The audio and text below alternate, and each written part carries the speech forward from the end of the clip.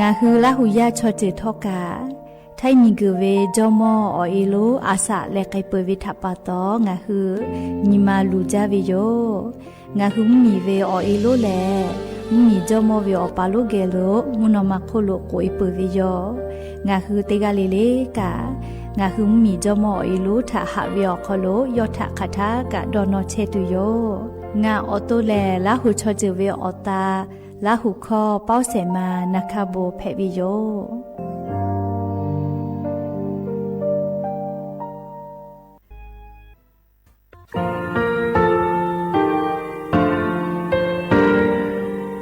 งาคือมีติปิเพกาวิเชแล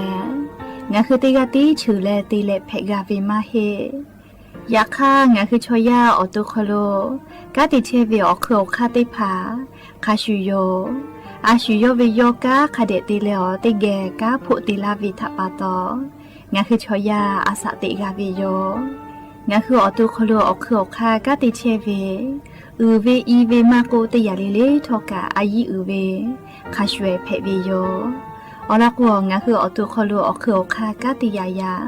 มาเตียลาวิลโกงาคือชอยาทอกาอาสติมากาวิคาชูงาคือมีติปิเพกาวิเจแลงาคือติมูติสติเพเลอติกาเลเลอาชุโยเวอเวปุตาเวกันติภาคาเสติเกคาเดกากาติเชวิทัปปะตองาคือมีติปิชกิเพลากาวิโยเชแลงาคือเทจมโคคางาคือมียาถาตอกคปิลาตาเวปุลาเวติเจเสนีเสหปามัชหปานี้งาติเจออกขอทามัววิทยาลัยวิชาการศึกษาประสามิตรโกเวอคโลจากเกรทาเทจมโคโฮคางาคือมียาถาปิยาลาตาเวตอกคติพายโย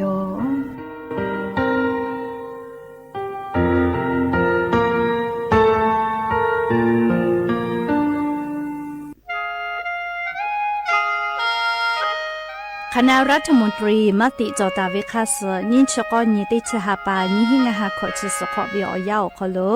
มติจอเลจิชิตาเวคาสงาหุมมียาบะติเวพ่อปะหาจอเชเวงาคือไทมีกขอเชอวิชอติภาทาบะติปีแต่ก็แลจิชิตาเวคาสมีเวอเลียวค่ามาตราติชสอคโลกุบตาเวงาคือมีอคโลชอตอชอลุพ่อเวพระราชบัญญัตินิหิงาหันชิญขอคโลกุบตาเวคาสไทมีกคโลพอลุลาและเชลามอวิชอติภาและทะเบียประวัติภาคเดเจจอวิชอติภาไทยมีกอคโลลุลาตาวิมมีเวอเลียวค่ากฎหมายค่าเสือคาเดลุลาเลเชเพตัวอโปงาคือมียติภาษาสถานะคนต่างด้าวเข้าเมืองโดยชอบกฎหมายก็เวบะติภาติปีแต่ก็แลจิชิตาวิโยเปตาเลมาตราสือทวิอคโลกกบุตาเวพระราชบัญญัติสัญชาติมีหิงาหาหิขออคโลกกบุตาเวแลงาคือไทยมีกอคโลปอวิชอไม่กะอปออิติภาไทยมีกอคโลเชมอและทะเบียประวัติอคโลบะมาโจเฮเวกายาติภาแลสัญชาติไทยติภาลอเพวิเจกุทีออติอคโลลโกสำนักบริหารการทะเบียนกรมการปกครองออติอคโลกาจาจาดาเลกาจาลอยวิเจออกาญูเวตันจาวติภาแลนี่คือทะเบียนประวัติคาเสอเพซานาอคโลอาจุยากาติเวอญอยาอคโลจาลอยเพวิเจนี่ชกอนิติชหาปานิหิงาหาขอชกอขออุโสจิแมเชกาลิงาคือไทยมีกอคโลมาติคอรมอนิชกอนีติชาปานิหิงาหาขอชสขอคโลจิชิตาเวคาเสงาหุมมียาบะติภามาจอเฮเวไม่เลกะบะมาจอกะไทยมีกอคโลเจเชเพตุเวบะติภาติปีแต่ก็แลจิชิตาเวคาเสติปอกอยู่เวลาเลนอลาวิโยแม่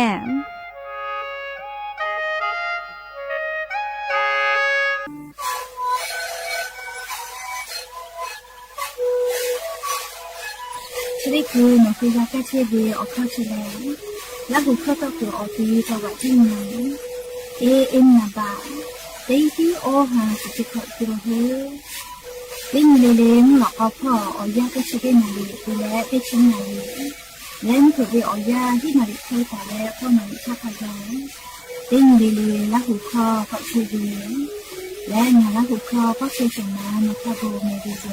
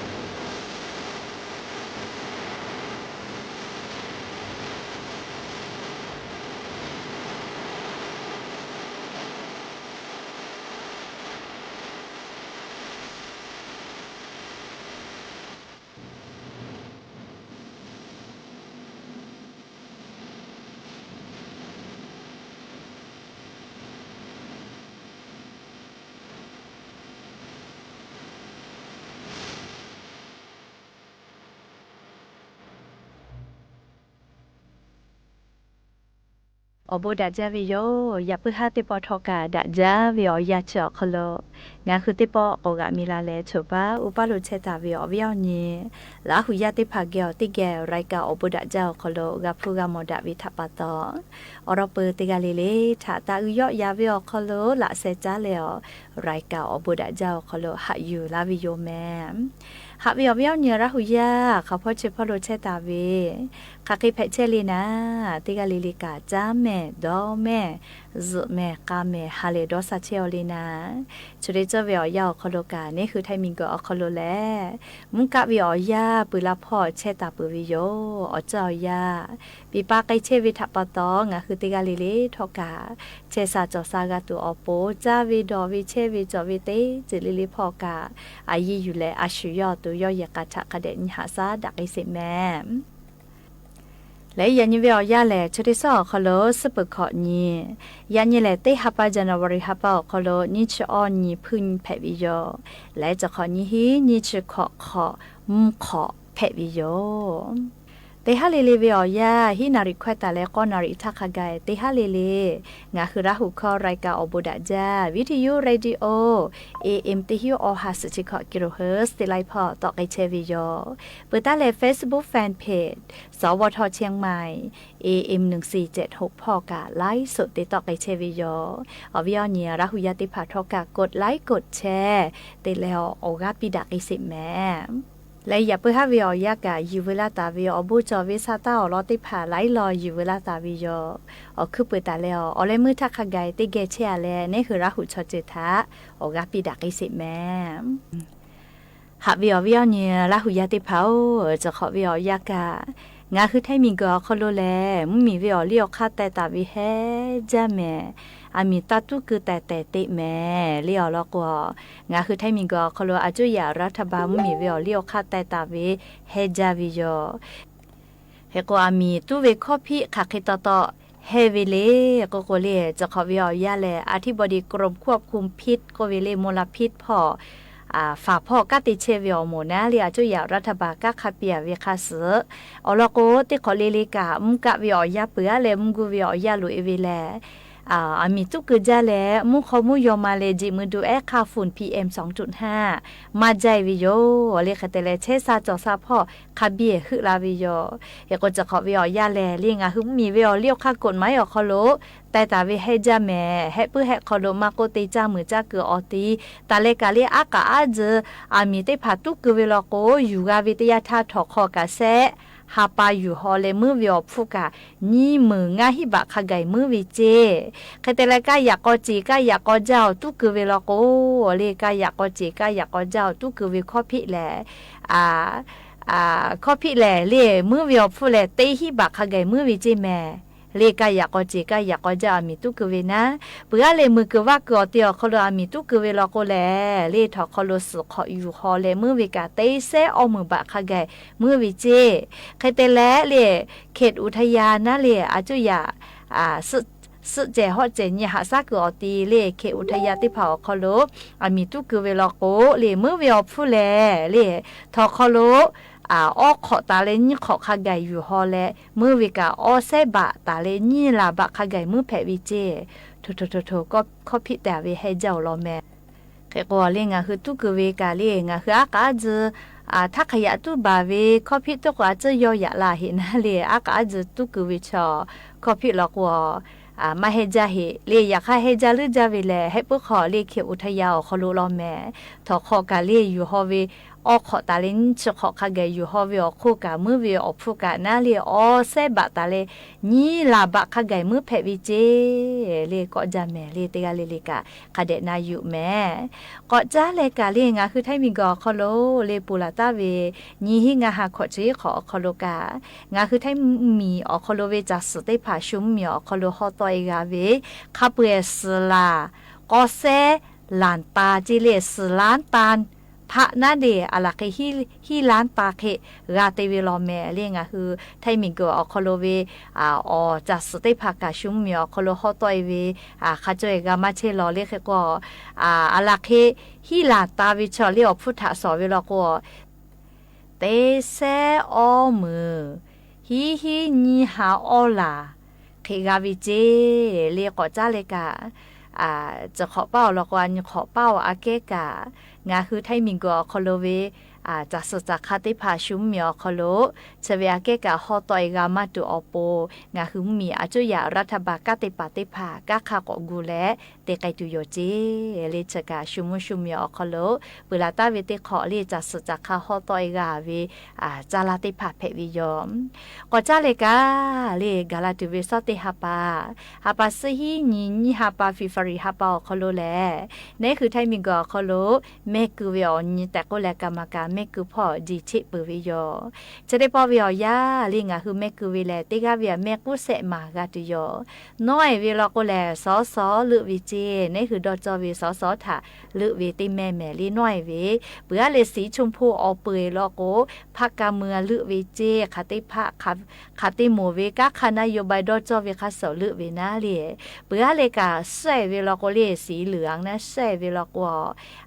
งาคือเมียคโลเรียกค่ากฎหมายรัฐธรรมนูญกูปาตุเวเสียประชามติเลเมกุวิเจเลติกาเวียเมกุเสมากาตุโย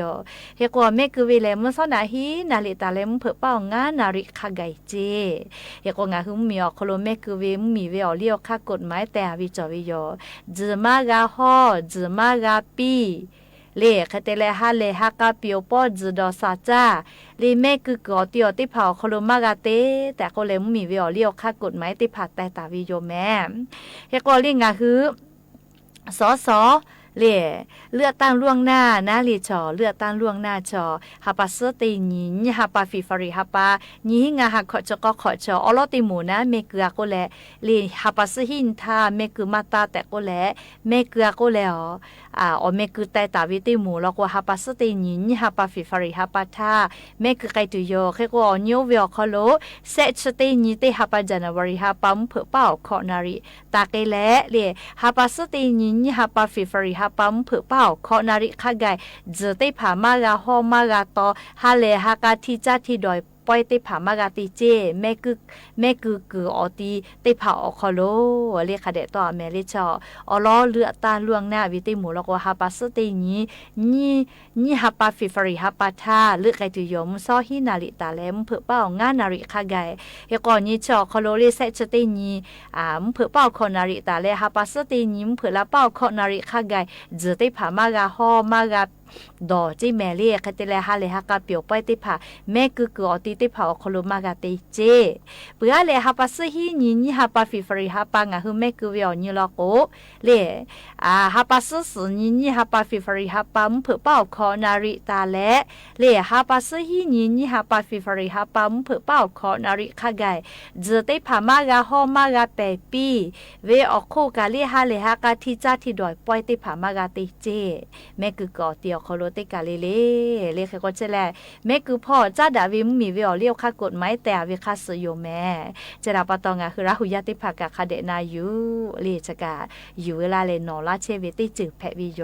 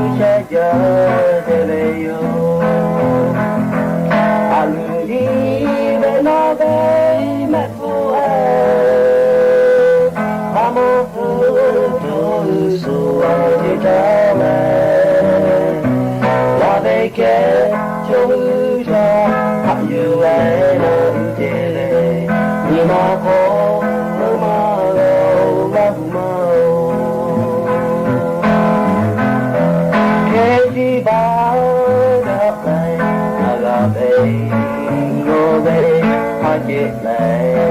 subscribe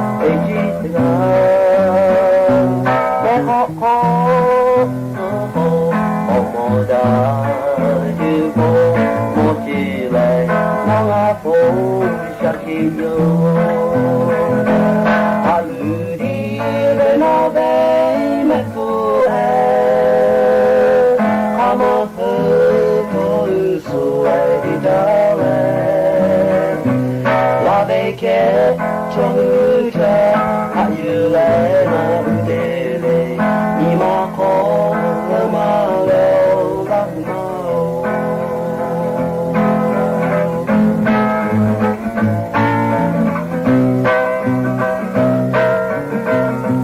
我被老些他那个我的嘞，我的嘞，把天对到那呀。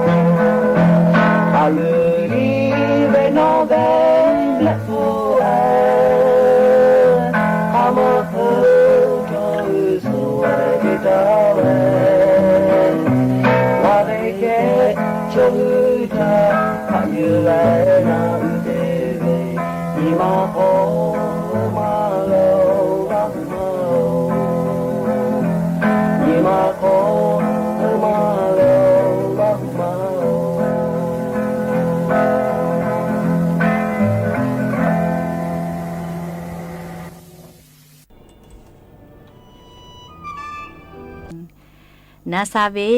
นิมาหาลอเวลิคอปีเอติพาทอกะกากากานาเกปวิโยก็จ้าแลเลงาหือแม่กูตูเวเลอาขอจอมาจอเวจะได้ผ่านะเลแม่กูแพะมากูแพะเลจะขอยี่หิงาหาขอชก็ของาหือซอลึเวเลเคยติแล้วเสียงประชามติต่อเวจะได้ผ่างาหือต่อตัวอักขอจอละเมคือตัวอักขอจอละจะได้พาเรียงหือตัวงาหือเช่นยูกาวิโยเรียเราก็จะได้คือวิอยาสมาโหวตมาโกเรียจะได้พาเขาลูกกันหือเมคือแผลมากคือแผลนอเมจอมาจอวิจะได้พาเช่นแผลวิแม่ใครเตและเรียงหือจะขอยี่หิงาหาขอชก็ขอเมคือแผลวิชอติพาสอหรือเวและเรียเสียประชามติแผลวิชอติพานะเรียมากาจอวิเลก็เรียลอนาบัติยาอายุจาวิสัญชาติไทยวิบะกาจอวิแม่เปือโกอาสาติชีขอบีเปเวไกเตแลงาคือเยนาบะอคอโลเรียเชลาตาวิอีโอวิกาก็ชญอโคตาอีวิติมูเจจะพอเชลากาเรียก็ชญอโคกาตาอีวินะเรียเยนาบาเขาโลเมจอวิก็ชญอโควิติมูเจไกเตแลเมคือมาเพวิชอติผาเรียเมคือตัวอาขอมาจอวิชอติผาอาชูเลก็เรียพาตุลูติผาเมมักกุลอแม่เล่ใครแต่และแม่กูตัวอักขออยู่บาเวเล่แม่กูตัวอักขอชูเจจลาเวติผาลอกกับมักกูแผ่เล่ทอคอเชียวิชอกับแม่มากากูเล่ใครแต่ละชอวูนะเล่กับแม่มากากูเล่ใครก็งาคือตาลุปีแม่เล่ติกาเล่กับบาประชาชนอยู่และฮาปัสฮีนี่ฮาปาฟิฟาริฮาปานี่หิงาฮาขอชก็ขอยาหินาลิตาเลงานาลิเวอยาชอคอโลงาคือเชกอตีแม่คือแพเวแม่จอกอตีคอโลเล่งาคือบาประชาชนอยู่และแม่คเดจะเกิดแม่ดาวิมุมีหัวนากาเวลโกในคือมุมียากากาจากาดอเปียวกาเชเวเรียกกงาคือติกาลิเลกาแม่วือแม่ฮอวิลกตาติมุมีวิข้อพิถายะเวเลข้อพิกาแฮมือกะมือเลทอคอกะแพกวิเจคาติมุมีคากะติคาลุเชกะมุมีเวอเลียวคากฎหมายฮอโลเจกาเชเวแม่และอย่าเพื่อให้ติปอยู่เวลาตาวิซาตาติผาจะใครไม่จะได้ยอลูลาเลออกาปิลาเชเวเตกาลิเลอบูจาแม่ซุแม่กาแม่ฮาเลดอซาปีComo cojo maya, mahuka betada so.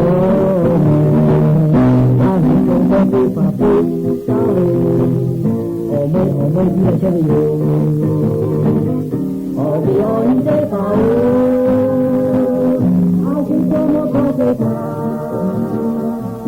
ade pale lupero, elam lati abo.Hãy subscribe cho kênh Ghiền Mì Gõ Để không bỏ lỡ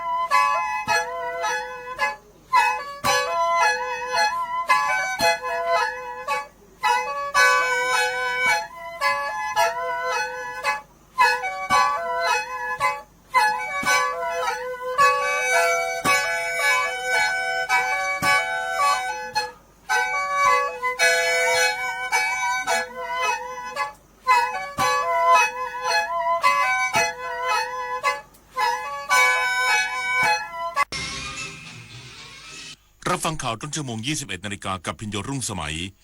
ผู้บัญชาการทหารบกลงพื้นที่จังหวัดเชียงใหม่ติดตามการปฏิบัติงานด้านการป้องกันและปราบปรามยาเสพติดในพื้นที่อีกสักครู่กลับมาติดตามรายละเอียดครับ8 กุมภาพันธ์นี้ทุกเสียงคือพลังอย่าลืมไปใช้สิทธิ์เลือกตั้งสมาชิกสภาผู้แทนราษฎรและออกเสียงประชามติตั้งแต่เวลา 8 นาฬิกาถึง 17 นาฬิกาณหน่วยเลือกตั้งที่มีชื่อตรวจสอบรายชื่อผู้มีสิทธิ์ได้ที่ www.ect.go.th แอปพลิเคชัน Smart Vote หรือสายด่วน 1444 สร้างสรรค์ประเทศไทยพร้อมใจไปเลือกตั้งแจ้งเตือนจากธนาคารบัญชีคุณมีความเสี่ยงกรุณากดลิงก์ยืนยันด่วน ระวังข้อความแจ้งเตือนจากธนาคารบอกว่าบัญชีมีความเสี่ยงถูกอายัดหรือบอกว่าคุณได้รับรางวัลอย่าเพิ่งคลิกนี่อาจเป็นฟิชชิงกลโกงออนไลน์หลอกให้กดลิงก์หลอกเอารหัสผ่านและเงินในบัญชีธนาคารจะไม่ขอรหัสผ่านไม่ขอข้อมูลส่วนตัวทางลิงก์จำให้ขึ้นใจรู้ทันฟิชชิงคิดก่อนคลิกตรวจสอบก่อนโอนแสนอาลัยสมเด็จพระพันปีหลวงไทยทั้งปวงหมองหม่นก่นร่ำให้พระผู้เสด็จสู่ฟ้าสวรรคาลัยแนบดวงใจตามพระบาททุกชาติภพปวงประชาน้อมสำนึกในพระมหากรุณาธิคุณเป็นล้นพ้นอันหาที่สุดมิได้ข้าพระพุทธเจ้าคณะผู้บริหารข้าราชการและเจ้าหน้าที่สถานีวิทยุกระจายเสียงแห่งประเทศไทยกรมประชาสัมพันธ์เลือกตั้งทั้งทีต้องไม่ให้พลาด3 สี3 บัตรเข้าใจให้ครบก่อนเข้าคูหาสีเขียวเอาไว้เลือกตั้งสสแบบแบ่งเขตสีชมพูเอาไว้เลือกพรรคเลือกนโยบายที่คุณชอบและสีเหลืองเอาไว้ออกเสียงประชามติ1 เสียงของคุณมีความหมายต่อประเทศจำสีให้ได้ใช้สิทธิ์ให้ครบ8 กุมภาพันธ์นี้ออกไปใช้สิทธิ์พร้อมกันอนาคตไทยเริ่มจากการเลือกของคุณผู้บัญชาการทหารบกลงพื้นที่จังหวัดเชียงใหม่สั่งการหน่วยงานความมั่นคงคุมเข้มชายแดนภาคเหนือป้องกันและปราบปรามยาเสพติดในพื้นที่พลเอกพนาแคล้วปลอดทุกข์ผู้บัญชาการทหารบกลงพื้นที่จังหวัดเชียงใหม่เพื่อตรวจเยี่ยมและติดตามความคืบหน้าการปฏิบัติงานด้านการป้องกันและปราบปรามยาเสพติดของหน่วยบัญชาการสกัดกั้นและปราบปรามยาเสพติดสารตั้งต้นและเคมีภัณฑ์ชายแดนภาคเหนือหรือนบยส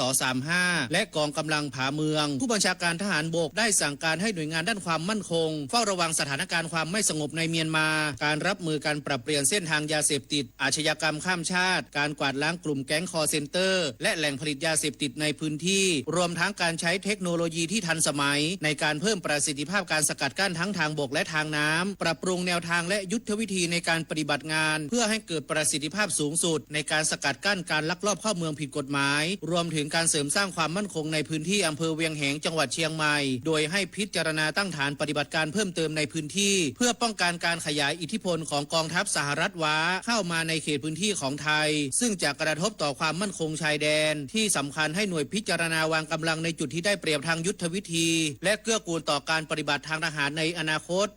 คมสันต์คำวงทีมข่าวสวทเชียงใหม่รายงานกองทัพบกยืนยันการปฏิบัติภารกิจอยู่ภายใต้กฎหมายสากลในเขตอธิปไตยของไทยขอกัมพูชาอย่าบิดเบือนข้อมูลทำลายภาพลักษณ์ด้วยข้อมูลเท็จพลตรีวินไทยสุวารีโฆษกกองทัพบกปฏิเสธข้อกล่าวหากรณีโฆษกรัฐบาลกัมพูชาเผยแพร่แถลงการว่าไทยละเมิดอธิปไตยและสร้างความเสียหายต่อโบราณสถานในพื้นที่ชายแดนโดยยืนยันว่าการปฏิบัติภารกิจในพื้นที่ปราสาทตาควายปราสาทพระวิหารและพื้นที่อ่านม้าเป็นไปภายใต้กรอบกฎหมายระเบียบปฏิบัติทางทหารและหลักกฎหมายระหว่างประเทศเพื่อรักษาความสงบเรียบร้อยและปกป้องอธิปไตยของประเทศมิใช่การรุกรานหรือยั่วยุตามที่ถูกกล่าวอ้างพร้อมย้ำว่าประเทศไทยให้ความสำคัญและเคารพคุณค่าของมรดกทางวัฒนธรรมมาโดยตลอดแต่ฝ่ายกัมพูชาได้ใช้โบราณสถานหลายพื้นที่เป็นที่ตั้งทางทหารยิงอาวุธหลายประเภทโจมตีคุกคามทำร้ายทั้งทหารและประชาชนพลเรือนฝ่ายไทยส่งผลให้สถานที่ดังกล่าวสูญเสียสถานะการคุ้มครองตามอนุสัญญาระหว่างประเทศซึ่งมีหลักฐานข้อพิสูจน์เป็นที่ประจักษ์ชัดเจนกองทัพไทยจึงมีความจำเป็นต้องดำเนินมาตรการป้องกันตนเองเพื่อคุ้มครองชีวิตและความปลอดภัยของประชาชนไทยตามหลักสากลโดยไม่มีเจตนามุ่งทำลายโบราณสถานหรือสถานที่ศักดิ์สิทธิ์เช่นเดียวกับกรณีการประดิษฐานพระพุทธรูปในพื้นที่อ่านม้าเป็นการดำเนินการภายใต้กรอบเสรีภาพทางศาสนาและความเชื่อรวมถึงการเสริมสร้างขวัญกำลังใจแก่ประชาชนในพื้นที่ของไทยมิได้มีเจตนาลบหลู่หรือกระทบต่อความเชื่อของฝ่ายใดอย่างที่กัมพูชาพยายามบิดเบือนปริญญวิทย์เปี่ยมสมบูรณ์รายงาน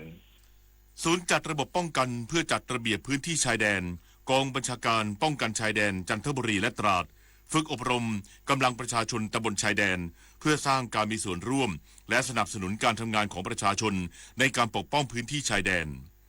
พลเรือตรีเติมชัยมงคลผู้อำนวยการศูนย์จัดระบบป้องกันเพื่อจัดระเบียบพื้นที่ชายแดน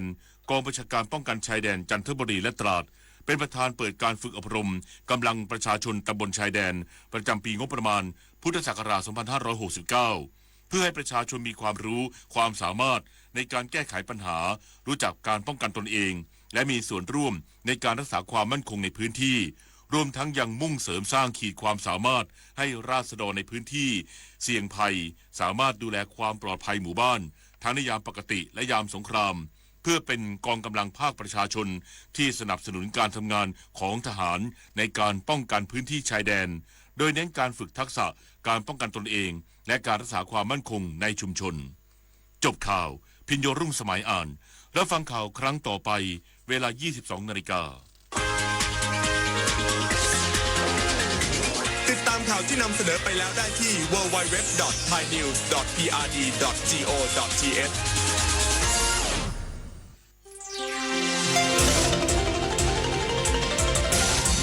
วิทยุแห่งประเทศไทยให้ความรู้คู่ความสุข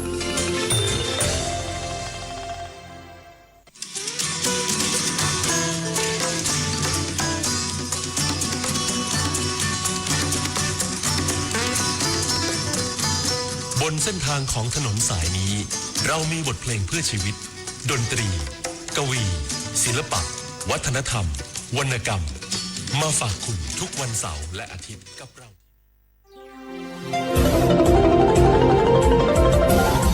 วิทยุแห่งประเทศไทย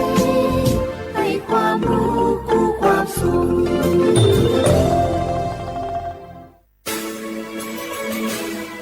สถานีวิทยุกระจายเสียงแห่งประเทศไทยจังหวัดเชียงใหม่ AM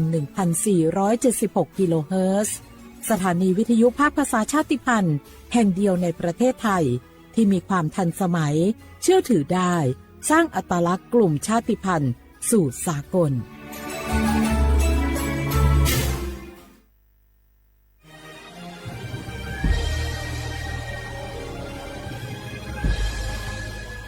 เกิดเป็นคนไทยเติบโตบนผืนแผ่นดินไทยจงภูมิใจในความเป็นไทยชาติไทยเรานั้นนับเป็นชาติที่มีความเป็นมาเก่าแก่ยาวนานเรามีภาษาวัฒนธรรมและมีสิ่งต่างๆที่เป็นเอกลักษณ์ให้เราได้ภาคภูมิใจในความเป็นคนไทย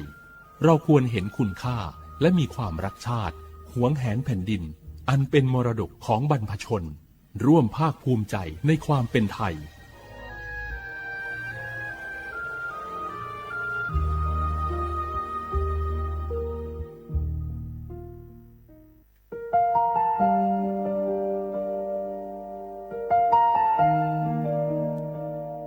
ขอน้อมเกล้าถวายอาลัย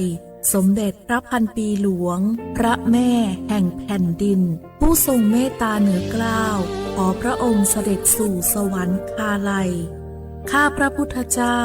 ข้าราชการและเจ้าหน้าที่สถานีวิทยุกระจายเสียงแห่งประเทศไทยจังหวัดเชียงใหม่กรมประชาสัมพันธ์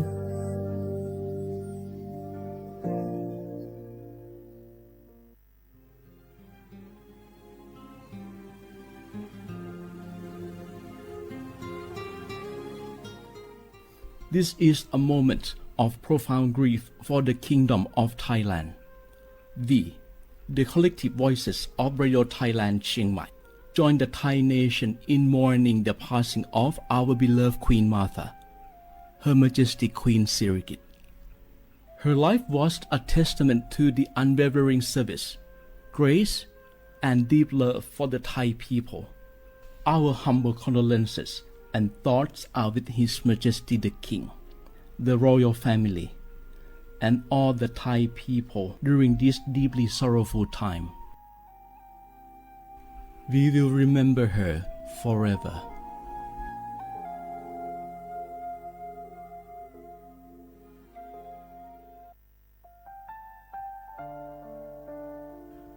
Adeur Thai มิขอส่งเผาอามาสมเด็จพระนางเจ้าสิริกิติ์พระบรมราชินีนาถพระบรมราชชนนีพันปีหลวงควยตาโอดาเลียกาชายันดาชอเนมาอายออามามิขอเปียวเนไทยมิขอกะดูอาคาชอเจอกะดูเงเกเนลาหมายแอจิชนีถามิเนนือมาละเควมาเงเลชญาเธอมิเนอาดืมาโยหานาลูอ อายองเนือเกือเนโยเยบอเนมาอีนอายองมาโดอาดูเนโอเอียเนเควตาโอดาเลมิเนนือมาหน่วยสาวเนวอจอเรญาอาดูมาโยอานาลูอายองนือมาละเฮยอจอนาลูเนือเกือเนโยเยบอชอเนมางามาอาเขาชอเจโยอานาลู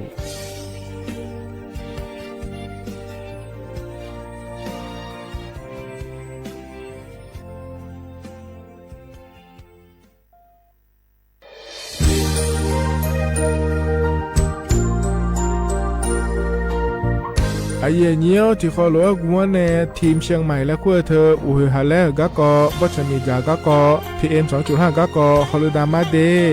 ไอเย่นี้มีจาโดโมนะเธอกะศูนย์อำนวยการและแก้ไขปัญหาไฟป่าหมอกควันและฝุ่นละอองจังหวัดเชียงใหม่ละคือนกาสะโบจำยองาซุมตีนีเย่จำยอเยียงจังเลยยังไม่เดเจ้ามาเมื่อฮอปาย้อนยุ่มได้ยังอาเดเย่เนียวเธอก็พอชอยมีจาอุหาและฮอนใน PM 2.5 ก็กอฮอลูดาอากะกะมาคาเธอก็แอปพลิเคชันไฟดีและคัวปาเนออนุมายานะมีจามาบีเคเจเดอันอายามก็ดูนะคอนี้อันตีบาลาติเชียในอันสุมเชติบาลางาซีอะคนนี้พังหายาโกช่วยกันนี้อาส่วนมาคาจะบ่อนายย่อไปยุบบ่อยเจเดหนึ่งเหมือนในสำนักงานประชาสัมพันธ์จังหวัดเชียงใหม่แนะที่ฟอลโล่กุมะมือดาลานยานีทีมเชียงใหม่และขั้วเธอที่ฟอลโล่เกิดดามาเดเธอมีเนทียิทิโปกาเนือกามาพายอาเย็นยืนเจริญเงอันนี้เชื่อว่าบาลาเชสีอาคนนี้พังอายาโกเชสิเงนอเธอก็คณะรัฐมนตรีบอกเจ้าหลวงอาเย็นนี้สัญชาติก็กอสาลัวเดินชาวบ้านเนี่ยก็ดูเดและบอกจางหาเดยเนียวเดเธอก็ย้อมมาตรา17แห่งพระราชบัญญัติคนเข้าเมืองพศ2522และขั้วเธอก็เธอแน่อาเย็นนี้เธอก็ถ่ายมีของหลักคุยพ่ออ้อเหลือว่าม้อนี่ดอลลาร์เดอเขาแน่รอทะเบียนประวัติและขั้วเธอย้อนฉายเยี่ยเดินนะขอนี้เยี่ยเนียวเธอก็ย่อหาก็ดูการขอสถานะคนต่างด้าวเข้าเมืองโดยชอบด้วยกฎหมายและขั้วเธอเดินยาเมเจเดเยเนียวเดข้อแน่เยเนียวมาตรา7ทวิแห่งพระราชบัญญัติสัญชาติพศ2508เยนี้เฮก็ถ่ายมีของหลักคุยแต่แล้วแน่อาดามังนะอามาเธอก็ทะเบียนประวัติบุคคลไม่มีสถานะทางทะเบียนและอ้อเธอเยนี้สัญชาติสัญญาเมเจเดเยเนียวเดใช่ก็ดูนะขอในกู้เทเมืองหลักคุยย่อนะเธอก็สำนักบริหารการทะเบียนกรมการปกครองและคุกาชัญญาไม่ดียมือยอหลักคุยนะเยเนียวเธอก็ในอำเภอยอฮันเนโจดัวรอราชการอายามหลักคุยอันนี้เชื่อว่าบาลาโกสีอาคนนี้พังอายาโกเชื่อว่าขวงเกินีเดเยเนียว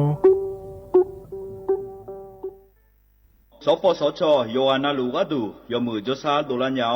นาโกลุคุมยาอุตาจสาดูเจียงหลังในยานีหลัวแม่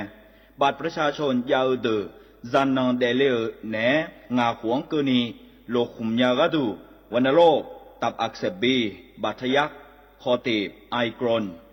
โพลิโอเยื่อหุ้มสมองอักเสบวัซีจอนเอลแมโรตาหัดเยอรมันคางทุมไข้สมองอักเสบเจอีเฮเดออโมบาดาเนอุมายุญญาแมสิญญาเจมอนาสปสชติซุ่มจำยอสปสชเขต1เชียงใหม่นากาจำยองาซุ่มญีเยงาซุ่มงปายโยดามโอเดนากาตีโกจำยอนึมานาโกนาลูเดนากาติซุ่มญีซุ่มโยกานาลูก็ดูไม่ได้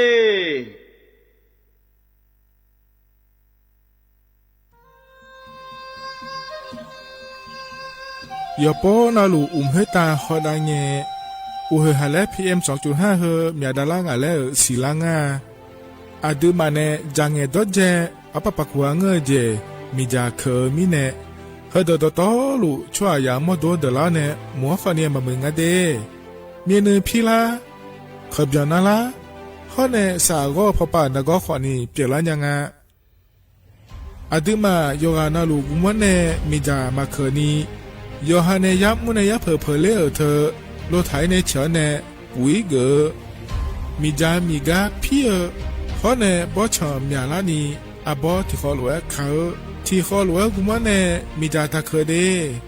เหมือเนโยฮานาลูเออยู่เหมือนจะซาโดนีจอนยาผาเหมือนเนสำนักงานประชาสัมพันธ์ที่3กรมประชาสัมพันธ์พปาเนจะกาเงเด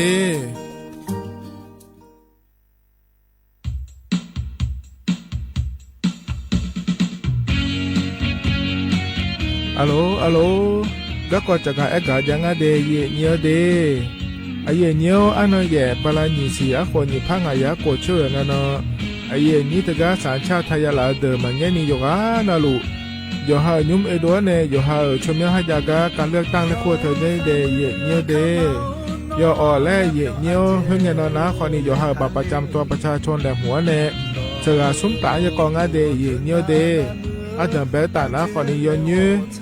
อเธอนะคนนี้บัตรเลือกตั้งสสแบบแบ่งเขตเลือกตั้งและงานเดเยเนียวยอพื้บัตรเลือกตั้งสสแบบบัญชีรายชื่อคอนเนยอซื้อนะคนนี้บัตรออกเสียงประชามติแก้ไขรัฐธรรมนูญและงานเดเธอมีเนโยฮานาลูเอโดเนโยฮายี่มือดาราเนี่ยก็ดูก็เดเยเนียวเด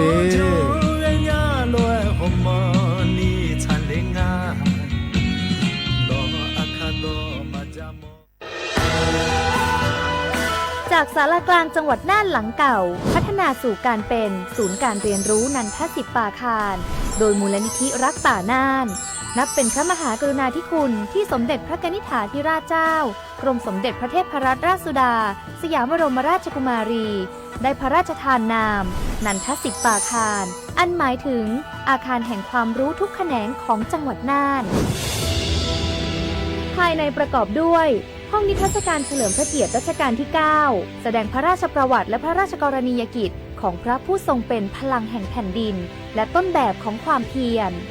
รถพระที่นั่งอนุสรณ์แห่งการเสด็จเยี่ยมราษฎรในถิ่นทุรกันดารทั่วทุกภูมิภาคของไทยพิพิธภัณฑ์ศาลากลางจังหวัดน่านความทรงจำของอาคารหลังเก่าและการอนุรักษ์สิ่งสำคัญของเมืองน่านเทคโนโลยีกับมนุษย์จุดประกายความคิดสร้างสรรค์สู่การสร้างนวัตกรรมในอนาคตน่านซิมูเลชันแนวทางจัดการขยะที่ยั่งยืนเพื่อตระหนักถึงผลกระทบต่อสังคมเศรษฐกิจและสิ่งแวดล้อม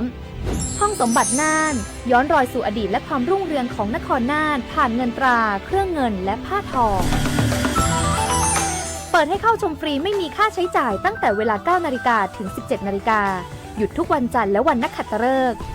มาร่วมอนุรักษ์สืบสานสร้างสรรค์ศิลปะวัฒนธรรมและวิทยาศาสตร์ของเมืองน่านคุณค่าที่น่าภาคภูมิใจ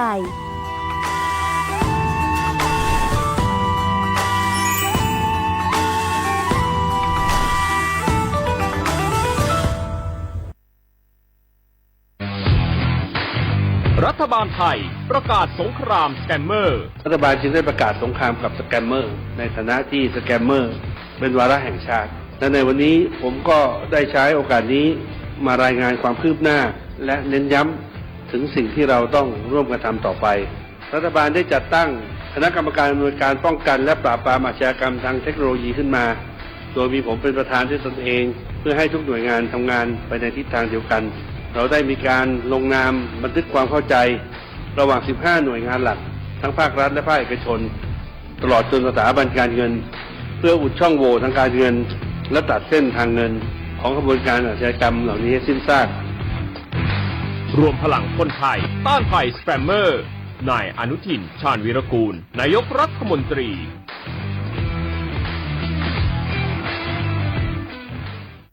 ข้าชอเมน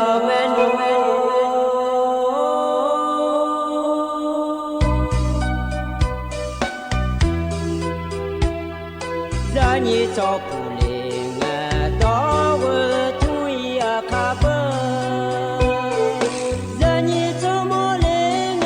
ดองชอยาคาเบชอพามาสิจอชาโล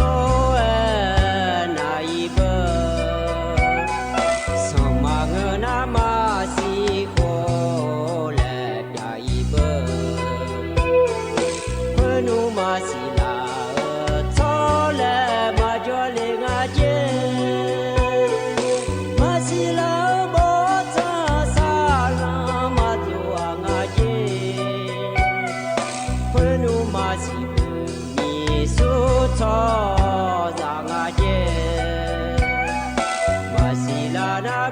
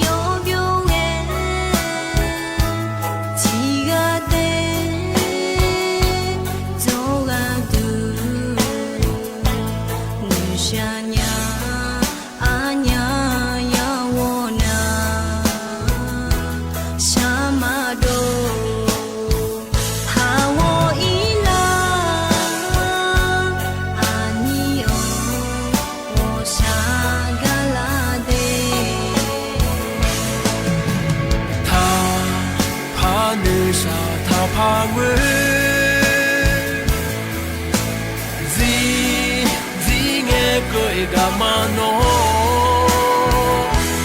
我一个他不吃怕个他呢，自己个个安呀，个个嘛，会跑那跑，会搬那搬，会绕个个个他那，啊穿路安呀。比我一毛没。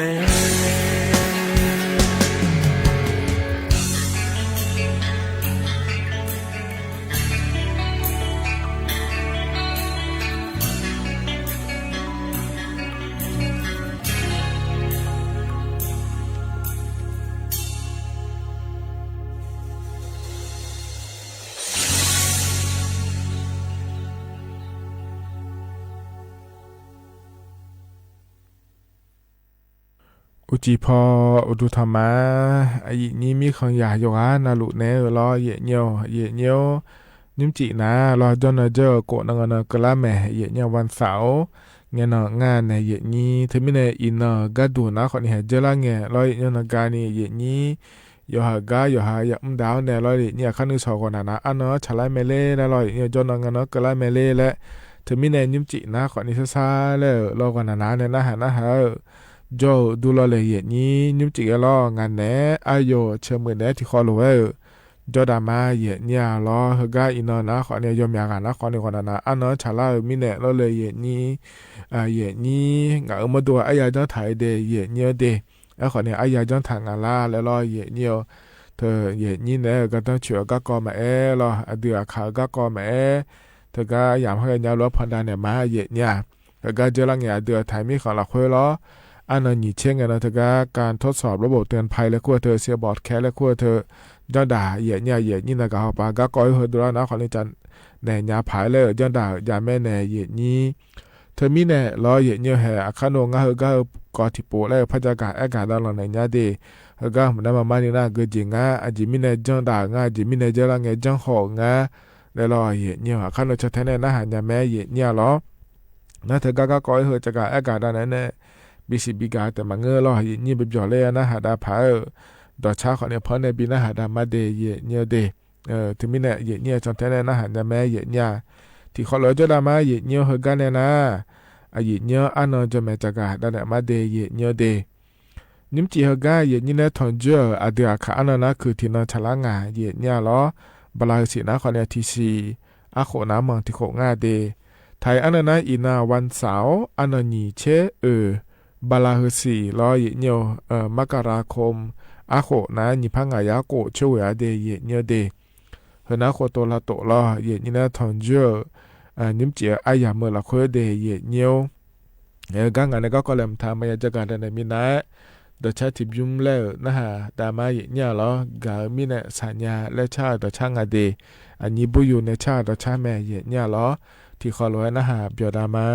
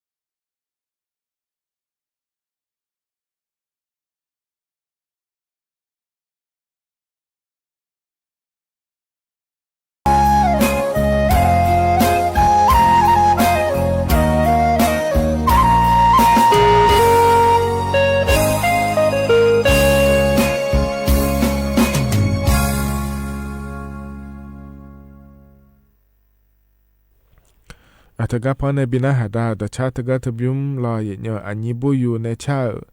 ต่อช่างอ่ะเยอะแล้วนะหาเบียวดูโยหานาหลวเดเยอะเดแล้วก็จะนอนปลาล้อในนะหาล่าโยหานาหลวอุดุธรรมะเยอะเรามาข้อปะในนะหามาเฟซบุ๊กปะในนะหามาล้อที่ขอหลวโยดามาเดเยอะแล้วก็ในนั้นงานเนี่ยก็กอแหลมเท้าจักรดันมาเยอะเงี้ยวจะละเงี้ยล้อรัฐบาลป่าก็ดูนะคนนี้เธอก็เงี้ยก็จักรล้อก็ดูเดลัยจังหัวแม่เนี่ยล้อเธอก็ระบบแจ้งเตือนภัยผ่านเซียบอร์ดแคส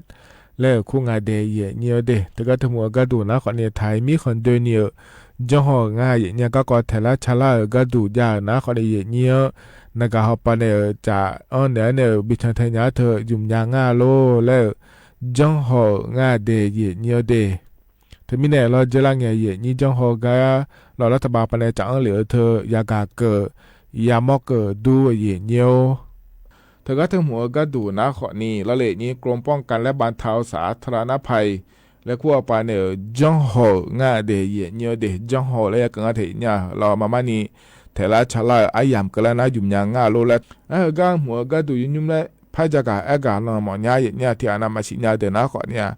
ยาชิญญาพายก็ในนั้นไม่พัวปาก็ดูนะข้อนี้มานี่ยุ่งได้อายามก็แล้วมินเนี่ยรอเงี้ยเซียบอกแคสแล้วถึงนะเลยเนียวเธอก็รัฐบาลปันเนอเนียนากาพอปังเราเลยอย่างนี้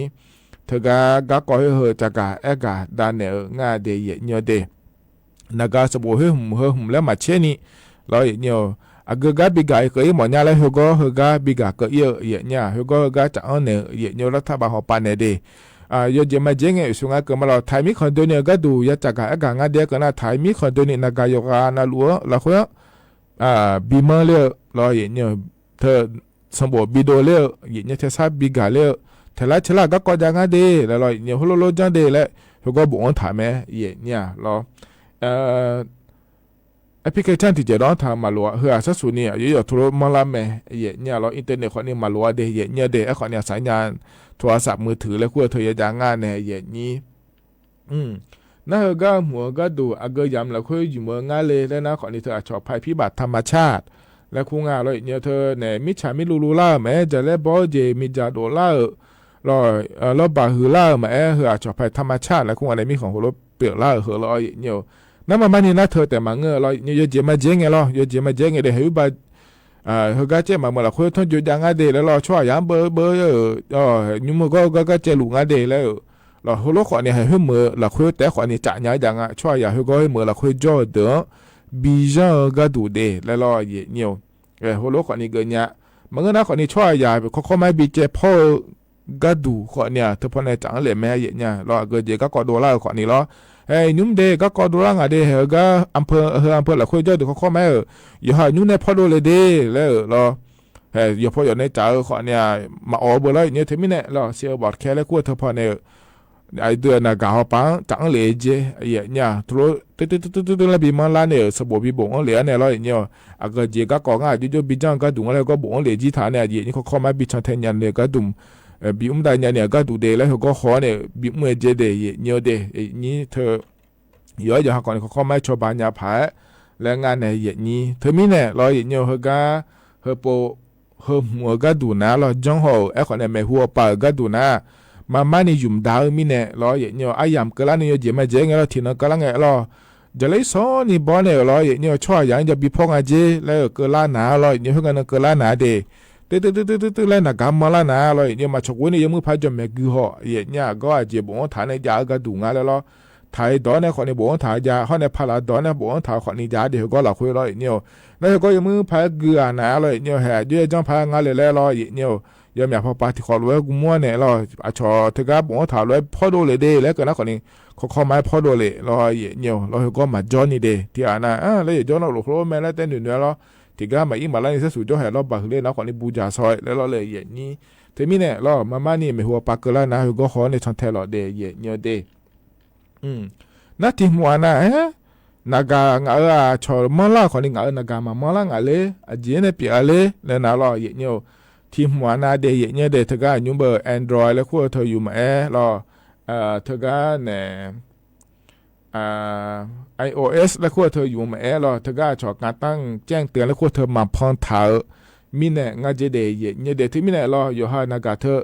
การแจ้งเตือนและขั้วเธอหัวรอความปลอดภัยและเหตุฉุกเฉินและก็ว่าเฮือถ่ายสมบูรณ์เนี่ยยอมอัทุรบทถ่ายมิเน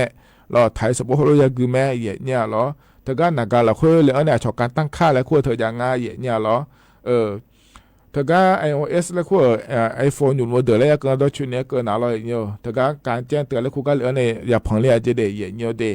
นั่นเธอก็ Android และขั้วเธออยู่โมเดลนะขอเนี่ยเธอก็การตั้งค่าเลยนะเมนูความปลอดภัยและเหตุฉุกเฉินและขั้วก็อย่าพังเลยจะเนี่ยมังเงินนะมามาลาเจมินอนะที่อันนั้นขอเลยมามาลาแล้วขอเนี่ยเธอก็ชอเชื่อขอเลยเดพังทางงาโลและลอยเนี่ยนั่นเธอแต่มาเงนากาเจเจนะคนนี้ถึงมานะมามาลาเจเนี่ยรัฐบาลปานเนี่ยเธอก็บอกเลยเธอมามาลาเจเดเนี่ยเดเธอมีเนี่ยเฮกันเนี่ยคนนี้เป็นเนี่ยแล้วงานเธอเนี่ย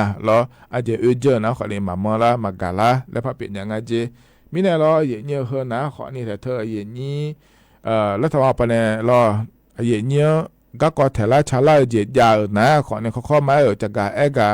เกิดเนี่ยพายมีคนเดินเนี่ยก็ดูคนนี้เงเพื่อเมื่อหลักเพื่อก็ดูแต่ขอนี้เงอแล้วอย่ามามีนะจ้าฮอเนี่ย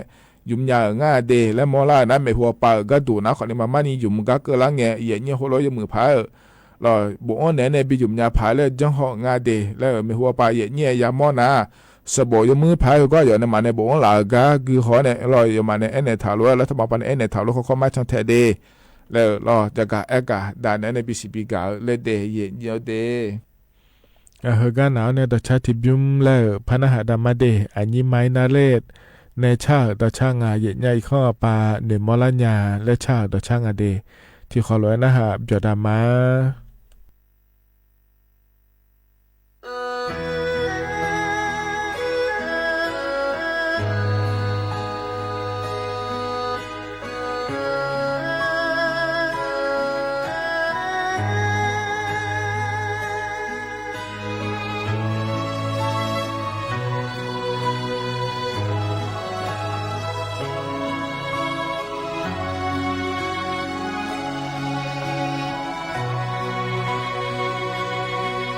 อีกคืน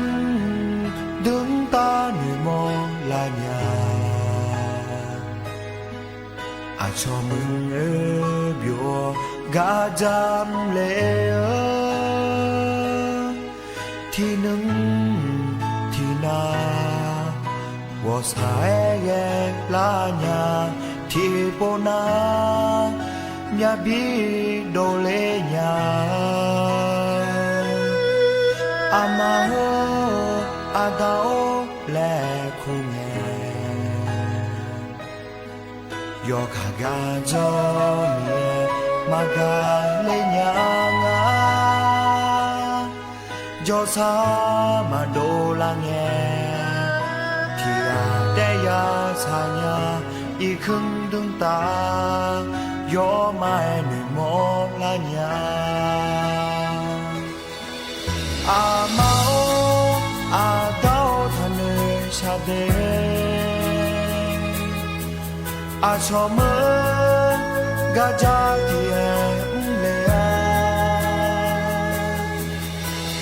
กายอมเล่มเนชูซื้ออยู่เท้าเนอีกครึ่งถึงตาโอลาเนโจลามา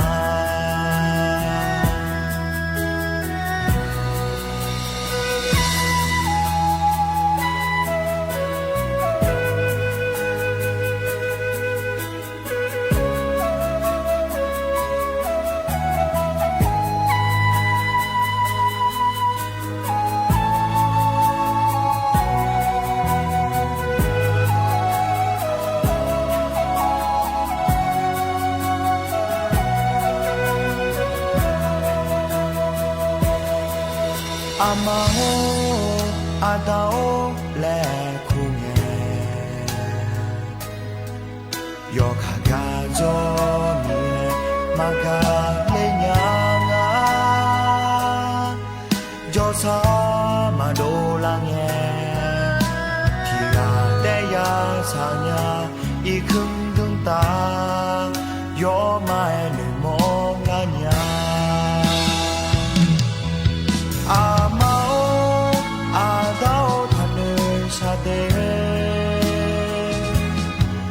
อาชอเมื่อ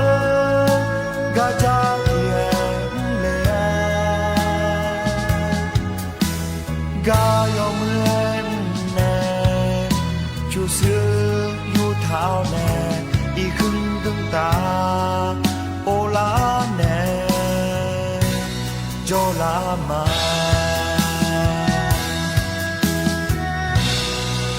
อามาอาดาวทันชาเดอาชอมู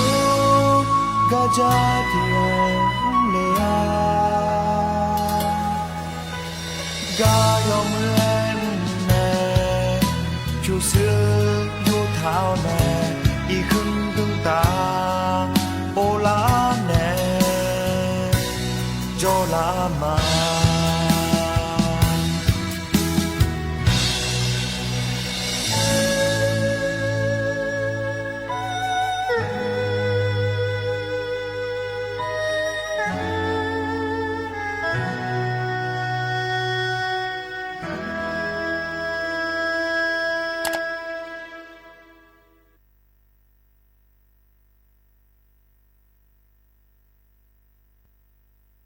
แต่น่าต่อชาใจที่บิมเราเหยียดเนี่ยพอในปีน่าหาดาวยิ่งจีอาหยำเราค่อยล้อ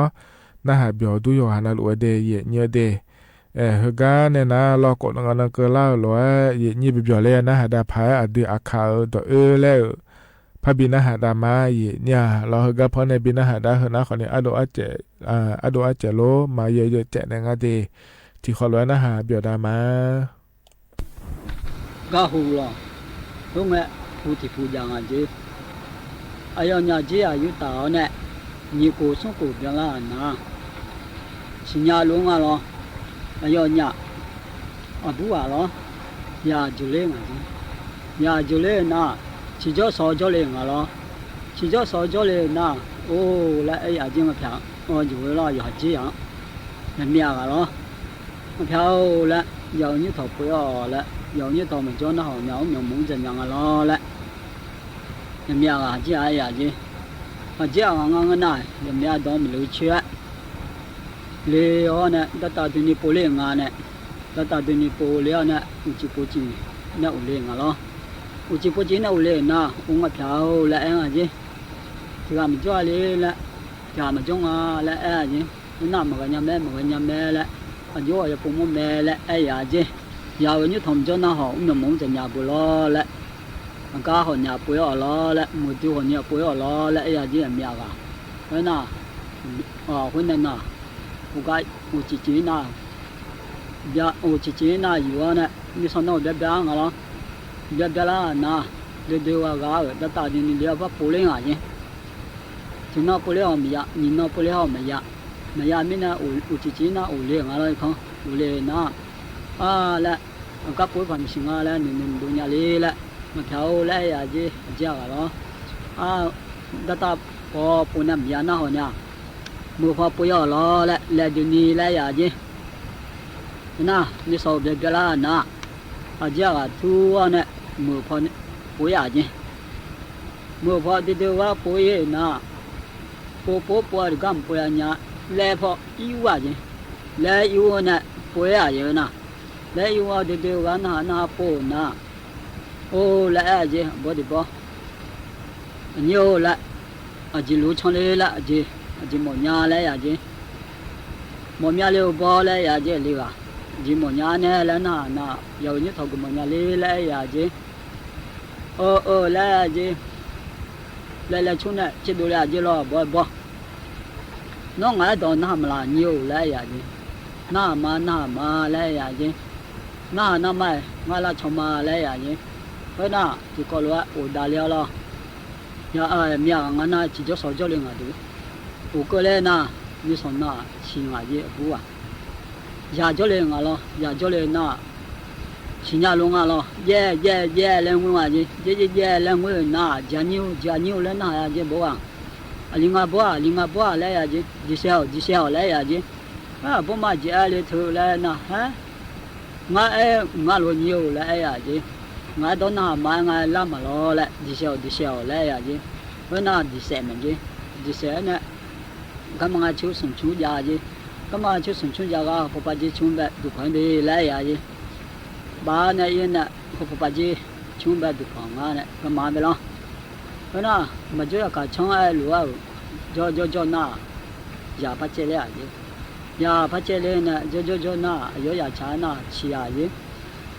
ชี้หน้าชี้ยาลุงอ่ะล้อเย่แล้วมึงไงเจ้านิ้วแล้วยาจีบัวน่าลิงาบัวแล้วยาจีดิเซลแล้วยาจีฮะบ่มาเจละเลยเธอแล้วไอ้ยาจีจ้ากันฮะงาเลยอุ่นยี่ละคนเนี่ยบ้านเนี่ยงาโดนหามาไงละมาล้อแล้วไอ้ยาจีคนน่ะมากันยาแล้วดิเซลเนี่ยมันจะชูแบบดูพังงานเนี่ยน่ามาเจอข้าช่างไอ้หลวงยังมีอาจีพัดเจริญอาจีพัดเจริญเนี่ยจอหน้าไอ้ยาช้าหน้าชี้งานเนี่ยชี้หน้าอย่าชี้หน้าลุงอ่ะล้อเย่แล้วมึงไงเย่แล้วมึงน่ะจานิ้วแล้วจีน่าลิงาบัวแล้วจีดิเซลแล้วจีให้ปุ๊บมาจีอะไรเธอแล้ววิ่งพังงานเธอแล้วจีนี่อ่ะล้ออย่าเจ้ากันฮะงาโดนหามาไม่รู้นิ้วแล้วคุณมีนางลามาล้อแล้วดิเซลแล้วจีเพราะน่ะมากันยาแล้วเนี่ยดิเซลไม่เยอะจีดิเซลเนี่ยเขาพาจีชุ่มดูพันดีแล้วเนี่ยดูพอยี่น่ะโอ้นั่นยาจีเนี่ยยาบุบบ้านเนี่ยว่าใหญ่แล้วจีเพราะน่ะยาจีเนี่ยยาบุบบ้านเนี่ยว่าใหญ่งาล้อยามาส่งดูพันกันแต่จีพออย่างไงน่ะอุจินั่นลูกเชล่าและไอ้ยังเราจะอุจิพอชิ้นยี่หลังแบบชิ้นยี่หลังเวลาน่ะเขาพอไปจีดูพันหัวดูพอแบบหัวเหรอเพื่ออะไรงั้นน่ะไอ้ล่ะจีโอ้ละงานมีชั้นเกี่ยวกับเลยละไอ้ยาจีน่ะงานจริงมาเลยละยาจีว่าเชื่อจีน่ะพอไปจีว่าจีเนี่ยงานจริงมาเลยละไอ้ยาจีน่ะเบียร์นายเข้าเรื่องอะไรเข้าเรื่องน่ะบอกว่าน่าหาจียังกะเลยน้องมาเนียวและไอ้ยาจีบอกน่าหายาจีเพราะน่ะจีพอนั่นเลยชิ้นนี้ละเดี๋ยวน่ะงานมีชั้นมีเฟสเลยและไอ้ยาจีพอดูพอแบบกันหรองานจริงมาลุและส่งอาลุตัวไอ้จีเพราะไม่น่ะยาตรงนั้นจีงาล้อและยาจีบอกว่าเพราะไม่น่ะทุกมีน่ะยาสิญาจีโร่ช่วยเด็ดๆยอหายาเดลิวก็ว่ามาขารอสวามาขาแม่ชีแม่ชูน่าหอนน่ะเพื่อมีก็ละทนังมาจะแม่ละอดียาสิญาจียอหานั่นล้อมีชาวตายเด็ดๆดูยอหานั่นสับยุไอ้หมองอ่ะล้อเพราะน่ะมาจ่อยากช่องและไอ้ล้วยอน่ะอย่าปัจเจริญเนี่ยอายอยาชาน่ะชีอาจีชีน่ะเย่แล้วว่าจีจานิ้วและไอ้ยาน่ายาจีบ่ละเพราะน่ะบุ้งหาบัวบุ้และยาจีเพราะน่ะชิชัวและจีเขาคุมาละสาวและอยู่เมื่อละสาดีบุตรบุ้งไปแล้วไอ้ยาจีบัวละเพราะน่ะบัวจ่อเลยน่ะอายหาจีเนี่ยบัวจีเนี่ยอย่างนี้เท่ากันเนี่ยละสางอ่ะละสาน่ะบัวว่าหาหือละล้วนถึงนอสาถึงนอบัวคือละล้วนโตยาลาเนี่ยจีเออน่ะบัวจีจนยาบัวจีนี่จ่อเนี่ยบัวจีถึงนอสาคือละน่ะอายหาจีนี่อายหามาโดอยู่หาละสาญาละญาจนยาละดูญาละละสาญาละน่ะโอ้ละยาจีบัวเยอะละบุ้งอะไรเงี้ยน่ะยอหามาดูยอหาละสัญญาละยาจนยาละยอเต้าจนยาละงาละบอกว่าดีละยาจีที่จะห้องฟ้าลองงาละบุตรบัวละยาจีนี่สักแปะกุลาทั้งนั้นหรอบอกกุลาละยาจีโอ้เยอะละยาจีกุลามังเงดีบอกดีละยาจีเพราะน่ะบัวคือละยากุละย้อนสาวอายาเราฉลาดนะย้อนสาวแล้วนักข้างานเนี่ยยอยาอันนป้างอ่ะเหรอเฮ้ยน่ะอายาโนเฮ้ยนป้าน่ะผู้สอนจะสอนเหรอหากาเจ้าเด้ออายุนี้เด้ออยู่ว่าน่ะรู้ว่าเนี่ยคู่งานเหรอนี่เด้นี่สอนดีแล้วนป้าไงนป้าเฮ้ยน่ะกุลาน่ะอยู่ว่าน่าละเนี่ยอันนี้เสมันนี่เสจีอาเสจาดออุระดอมุงาเนี่ยอยู่ว่าน่ะรู้ละจีน่ะ 자가 장아로 사이 지바도 나이 그네 너부 빠차라 야나 차라미야 와나라 우나 이니도 와나루 그나 사이 지바도 도 루아 지벼도 베도네로 아버지 볼라지 아버 허메냐뇨 라 나치 비자네라 라 살아지 그나 뉴성아 제도에네 알리가로 비자라 아지와레 사자레라 ngama jabyo jichebaga sayi jwa muwane jo jisa le no la no so le la ko u ji chu la ya ji la chu ta bi ja le u ni la nga ho me nya le la ya ji yo ma me nya la ho me no bi ja la cho na byo jo ga jwa le na sa ja no la khu ma chi cho la ya ji ali ga lo ni so ali ga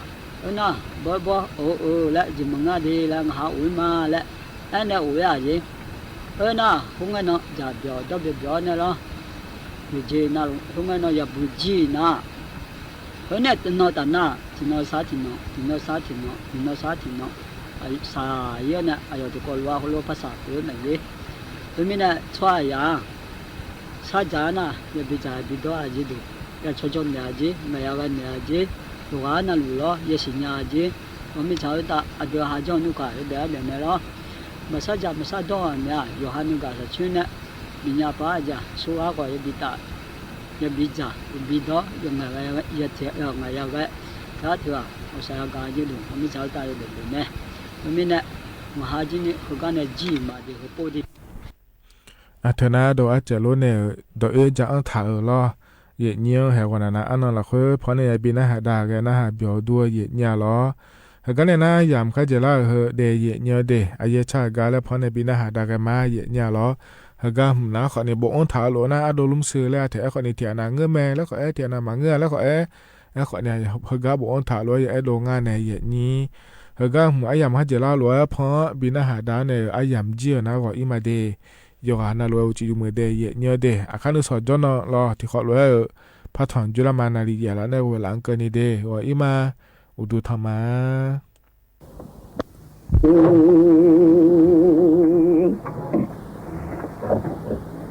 ยลาลายามตาซาลา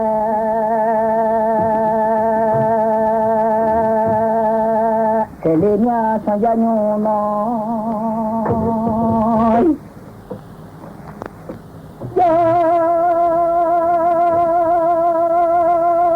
la khalam nam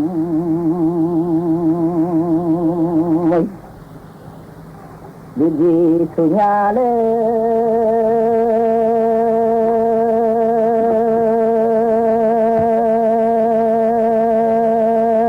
o se sa bia ya khau se lao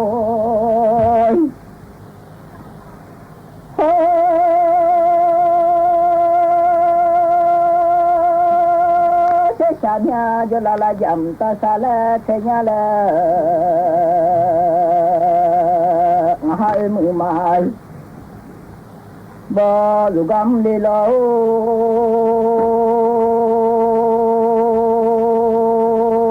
ma za du ma khu ilu lagam mu ma o se sa nya mi ja chi mai ma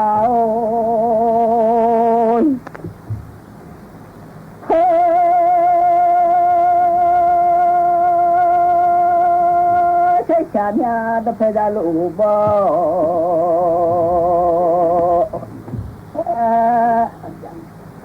tu don tu ma khu da pe da lu bom le lo se cha nya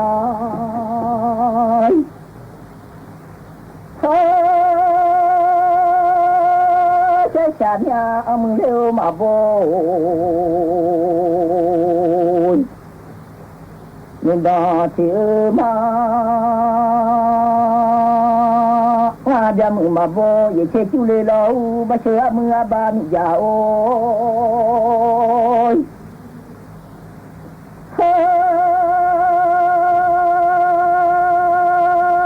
chơi xa nhà làm nhớ số mưa làm dài nhà lẽ số mưa ra mi nhiều ngon cho thơm nhà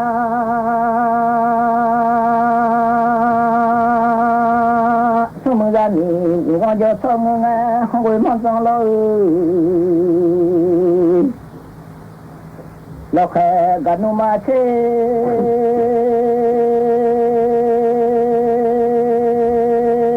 cái gì ngài cho chim nhà bà cả nhà lẽ mi gia chỉ cho mi gia thế na lê lâu mà chưa mưa bà mi gia ôi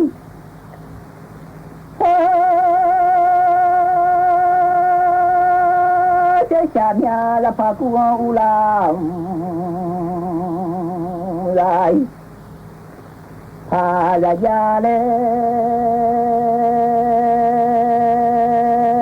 là phải có su dâu là cha lo gần mà xe nhà lẽ cái gì ngài cho chim nhà bà cả nhà lẽ lo là không mày xe lao nói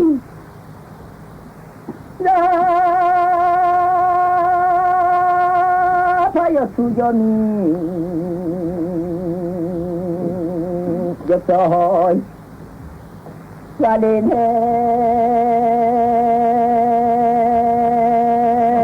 cái gì mà sao chỉ ba là đủ là nhà lẽ lo nhưng mà mày à chơi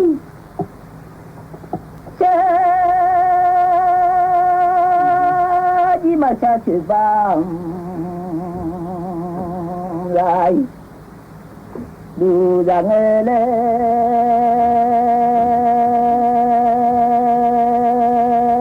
ông ra chỉ được phê mò gì được phê nhà lẽ lo đi สถานีวิทยุกระจายเสียงแห่งประเทศไทยและเครือข่ายทั่วประเทศเสนอข่าวต้นชั่วโมงรู้เร็วรู้จริงเกาะติดทุกสถานการณ์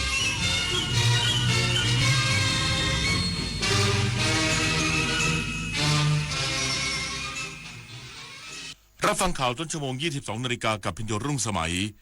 รองนายกรัฐมนตรีและรัฐมนตรีว่าการกระทรวงเกษตรและสหกรณ์ลงพื้นที่พบปะเกษตรกรที่จังหวัดเชียงรายย้ำหน่วยงานในสังกัดพัฒนาศักยภาพการเกษตรไทยทุกมิติอีกสักครู่กลับมาติดตามรายละเอียดครับ 8 กุมภาพันธ์นี้ทุกเสียงคือพลังอย่าลืมไปใช้สิทธิ์เลือกตั้งสมาชิกสภาผู้แทนราษฎรและออกเสียงประชามติตั้งแต่เวลา 8 นาฬิกาถึง 17 นาฬิกาณหน่วยเลือกตั้งที่มีชื่อตรวจสอบรายชื่อผู้มีสิทธิ์ได้ที่ www.ect.go.th แอปพลิเคชัน Smart Vote หรือสายด่วน 1444 สร้างสรรค์ประเทศไทยพร้อมใจไปเลือกตั้งพ่อค่าเทอมลูกยังไม่ครบมีคนทักมาบอกกู้ได้ทันทีไม่เช็คเครดิตด้วยเดี๋ยวก่อนดูให้ดีถ้าให้โอนนั่นไม่ใช่เงินกู้แต่คือมิจฉาชีพเขาบอกไม่รีบโอนเดี๋ยวสิทธิ์หลุดจะเอาเงินจากไหนล่ะเขาเร่งเพราะอยากให้เราพลาดโอนแล้วเงินหายลูกก็ไม่ได้เรียนจริงด้วยเกือบโดนแล้วน่ากลัวจริงๆมิจฉาชีพพวกนี้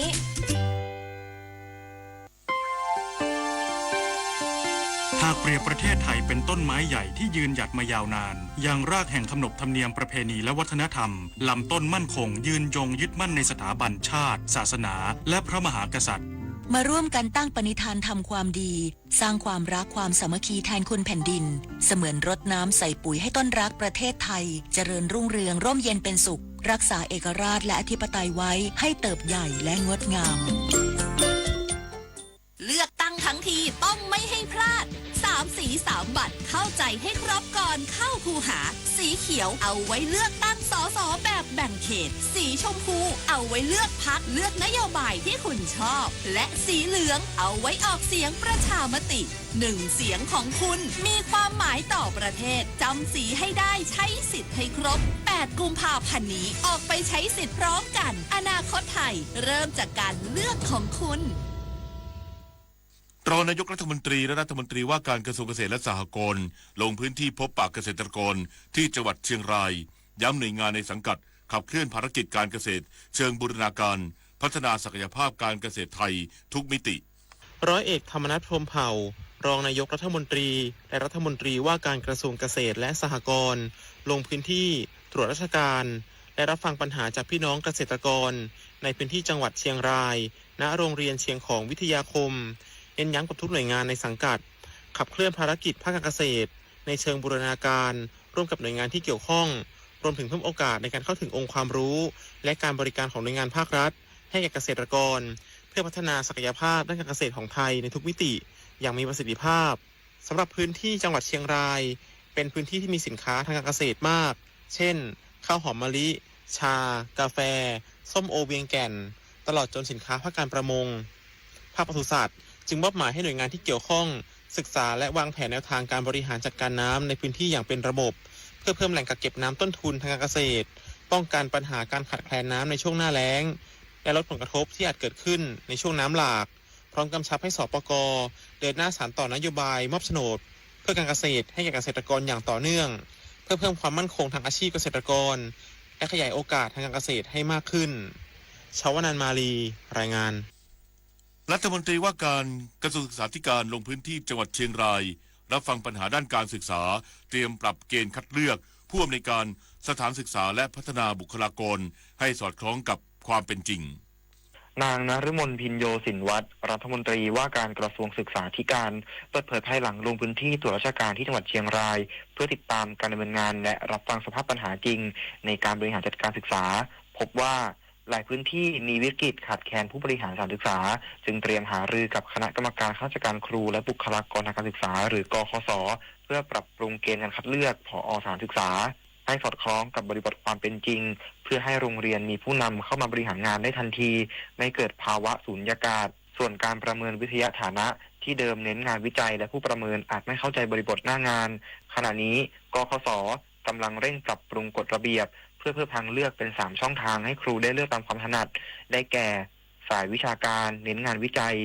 สายอาชีวะปฏิบัติเน้นนวัตกรรมสิ่งประดิษฐ์หรือซอฟต์แวร์ที่ภาคอุตสาหกรรมนำไปใช้ได้จริงและสายผลสำฤทธิ์เน้นรางวัลจากเวทีระดับชาติหรือนานาชาติที่กคส.รับรองซึ่งเกณฑ์เรื่องการใช้รางวัลนี้คาดว่าจะดำเนินการแล้วเสร็จภายในเดือนพฤษภาคมนี้ปริมทัศน์สอนการรายงาน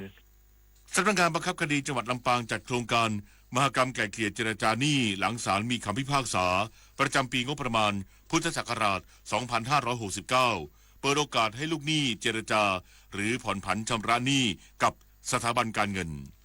นายประกรณ์ กรรณวลี ปลัดจังหวัดลำปางเป็นประธานเปิดกิจกรรมโครงการมหกรรมไกล่เกลี่ยเจรจาหนี้หลังศาลมีคำพิพากษาประจำปีงบประมาณ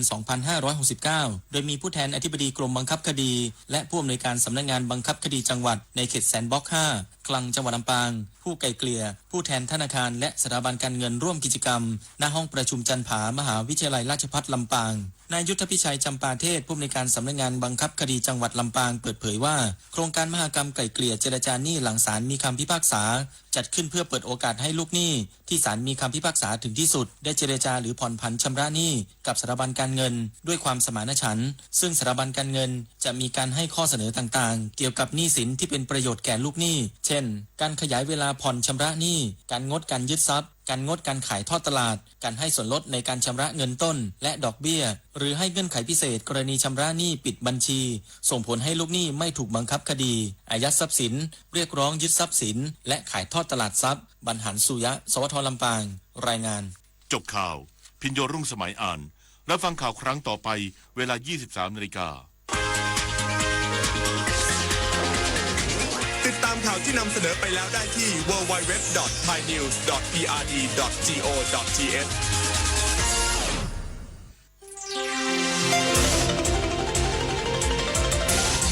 วิทยุแห่งประเทศไทยให้ความรู้กู้ความสุข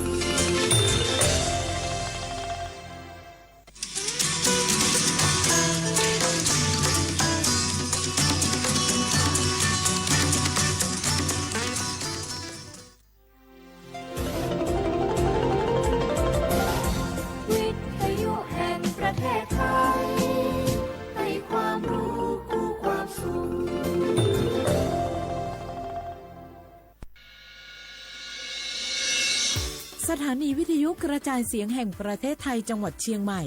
AM 1476 กิโลเฮิรตซ์สถานีวิทยุภาคภาษาชาติพันธุ์แห่งเดียวในประเทศไทยที่มีความทันสมัยเชื่อถือได้สร้างอัตลักษณ์กลุ่มชาติพันธุ์สู่สากล พล่ะแก้วเคยสังเกตก็ในปฏิทินไทยอ่ะมีวันสำคัญเกี่ยวกับสถาบันพระมหากษัตริย์อยู่เกือบทุกเดือนเลยนะแต่ก็นี่แต่กะก็อย่างเช่นเดือนมกราคมวันที่17วันป่อขุนรามคำแหงวันที่18วันสมเด็จพระนเรศวรมหาราชส่วนเดือนมีนาคมวันที่31วันพระบาทสมเด็จพระนางเกล้าเจ้าอยู่หัว2เมษายนวันคล้ายวันพระราชสมภพกรมสมเด็จพระเทพราช6เมษายนวันจักรี4พฤษภาคมวันชัดมงคล3มิถุนายนวันเฉลิมพระชนมพรรษาสมเด็จพระนางเจ้าพระบรมราชินีใจวันที่28กรกฎาคมวันเฉลิมพระชนมพรรษาพระบาทสมเด็จพระเจ้าอยู่หัววันที่12สิงหาคมกับวันแม่แห่งชาติ24กันยายนวันมหิดลนี่เดือนตุลาคมก็มีวันสำคัญก็คือ13ตุลาวันคล้ายวันสวรรคตของในหลวงรัชกาลที่9วันที่21ตุลาวันคล้ายวันพระราชสมภพสมเด็จย่าและก็23ตุลาก็เป็นวันปิยมหาราชวันที่14พฤศจิกายนวันพระบิดาแห่งฝนหลวง25พฤศจิกายนวันวชิราวุธและก็วันสำคัญในเดือนธันวาคมคือวันที่5วันป่อแห่งชาติครับสังคมไทยเฮาอ่ะให้ความสำคัญกับวันเหล่านี้คนไทยฮักและก็เทิดทูนสถาบันพระมหากษัตริย์เพราะสถาบันพระมหากษัตริย์อยู่คู่กับคนไทยมาอย่างยาวนานปรารถนาดีจากสำนักงานประชาสัมพันธ์ที่3กรมประชาสัมพันธ์ค่ะ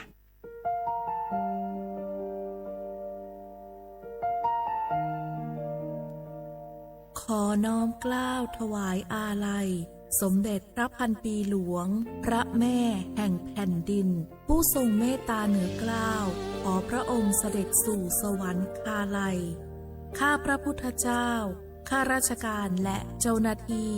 สถานีวิทยุกระจายเสียงแห่งประเทศไทยจังหวัดเชียงใหม่กรมประชาสัมพันธ์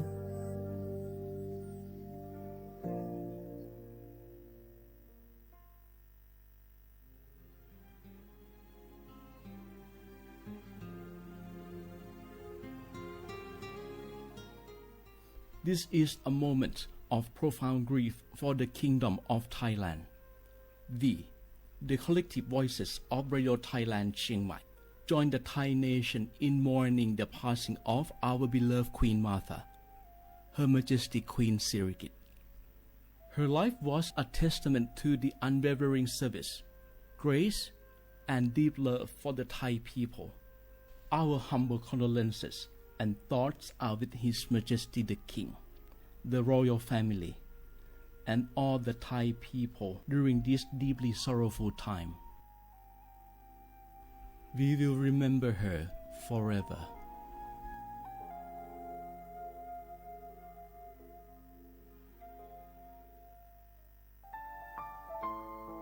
เฮาข้าพี่น้องเจ้าคือไตมีตั้งหม่องเจออันเจ้านางหอคำสมเด็จพระนางเจ้าสิริกิติ์พระบรมราชินีนาถพระบรมราชชนนีพันปีหลวงไล่เข้าสวนหมักหักคำนนเพกว่าย้อนสู้เก่าตึงปันเฮาวิเย็นขวัญเงาเจ้าเฮาขาฮอดถึงตีสุคติกัดเย็นเสกำเฮาขาพี่น้องก้นคือไต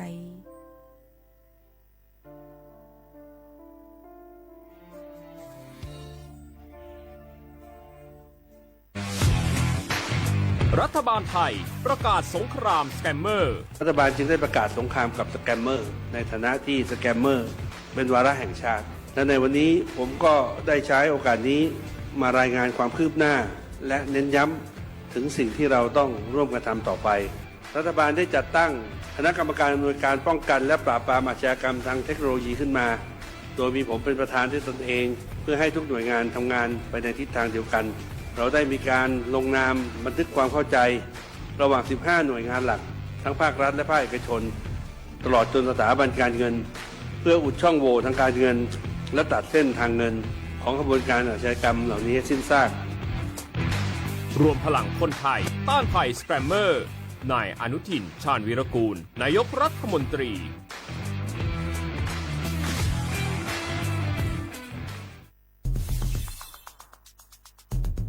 แค่ 3 ปีความเสียหายจากอาชญากรรมไซเบอร์ของคนไทยพุ่งทะลุถึง 94,000 ล้านบาทหรือเฉลี่ยปีละ 30,000 ล้านบาททุก1ชั่วโมงเราเสียเงินกว่า 3.4 ล้านบาทให้กับมิจฉาชีพออนไลน์โจรไม่เห็นใจคนอาชีพไหนอายุเท่าไหร่สถานะทางการเงินแบบใดหมอพ่อค้านักธุรกิจนักเรียนแม่บ้านข้าราชการเกษียณ ทุกคนตกเป็นเหยื่อได้เสมอ และวันหนึ่งอาจเป็นคุณหรือคนที่คุณรัก เพราะจุดอ่อนร่วมของเหยื่อคือความเร่งรีบขาดสติ หรือแม้แต่บางครั้งก็เกิดความโลภจนเกินไป อย่าปล่อยให้การกดคลิกเดียวลิงก์เดียวทำให้โจรยิ้มกว้างวันนี้ถึงเวลาแล้วที่คนไทยทุกคนจะต้องร่วมมือกันสร้างภูมิคุ้มกันอาชญากรรมไซเบอร์ช่วยกันหยุดก่อนที่ภัยไซเบอร์จะทำให้คนที่คุณรักและตัวคุณเองกลายเป็นเหยื่อ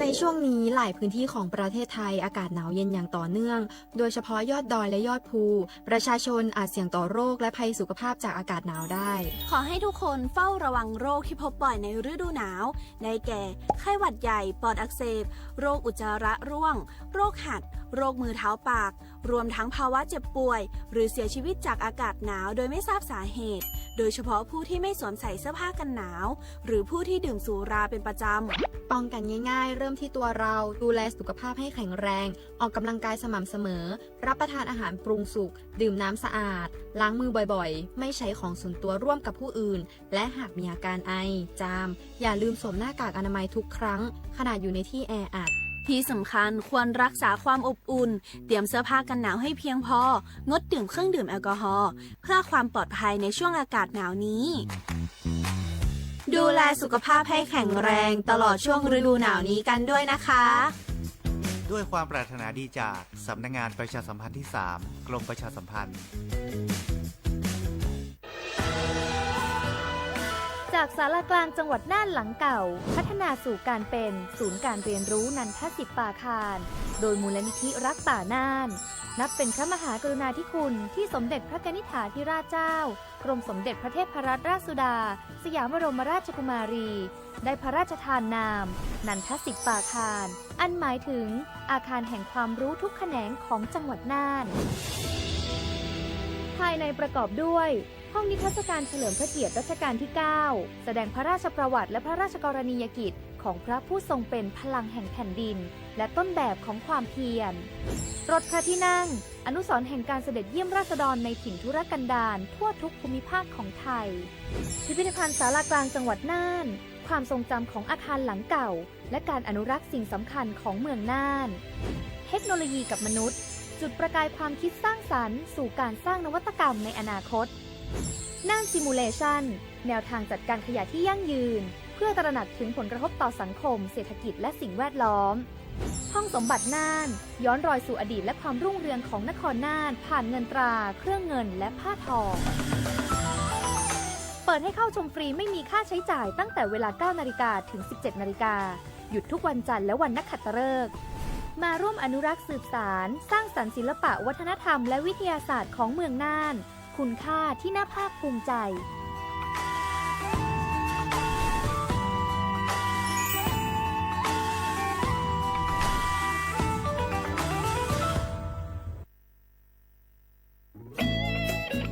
เสียงของท่านมีความหมายต่ออนาคตประเทศการเลือกตั้งคือโอกาสสำคัญที่ประชาชนจะได้ร่วมกำหนดทิศทางบ้านเมืองขอเชิญชวนพี่น้องประชาชนผู้มีสิทธิ์เลือกตั้งทุกท่านออกไปใช้สิทธิ์เลือกตั้งปี 2569 เลือกคนดีเลือกผู้แทนที่ตั้งใจทำงานเพื่อประโยชน์ของประชาชนบดีปล่อยให้เสียงของท่านเงียบหายเพราะประชาธิปไตยเริ่มต้นที่การไปใช้สิทธิ์ร่วมกันไปเลือกตั้งอย่างพร้อมเพรียงกันวันอาทิตย์ที่ 8 กุมภาพันธ์ 2569 8 โมงเช้าถึง 5 โมงแลงใช้สิทธิ์ใช้เสียงเพื่ออนาคตของประเทศไทย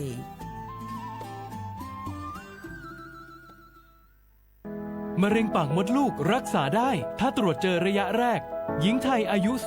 30-59 ปีวันนี้รีบใช้สิทธิบัตรทองตรวจมะเร็งปากมดลูกได้ไม่เสียค่าใช้จ่ายติดต่อสถานพยาบาลในระบบบัตรทองหรือจองคิวตรวจผ่านแอปเป๋าตังค์เลือกกระเป๋าสุขภาพหรือขอรับชุดเก็บสิ่งส่งตรวจมะเร็งปากมดลูกด้วยตนเองที่ร้านยาและคลินิกการพยาบาลสอบถามเพิ่มเติมสายด่วนสปสช1330ตลอด24ชั่วโมง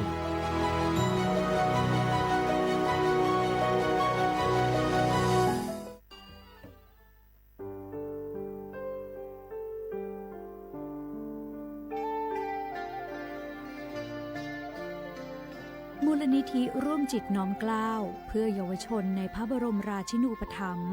ขอเชิญชวนผู้มีจิตศรัทธาทุกท่านเข้าร่วมบรรพชาอุปสมบทหมู่93รูปเพื่อน้อมรำลึกในพระมหากรุณาธิคุณและถวายเป็นพระราชกุศลแด่สมเด็จพระนางเจ้าสิริกิติ์พระบรมราชินีนาถพระบรมราชชนนีพันปีหลวงผู้ทรงพระคุณอันประเสริฐองค์พระบรมราชินูปถัมภ์มูลนิธิร่วมจิตน้อมเกล้าเพื่อเยาวชนจึงขอเชิญชวนบุคคลที่มีอายุ20ปีขึ้นไปร่วมอุปสมบทหมู่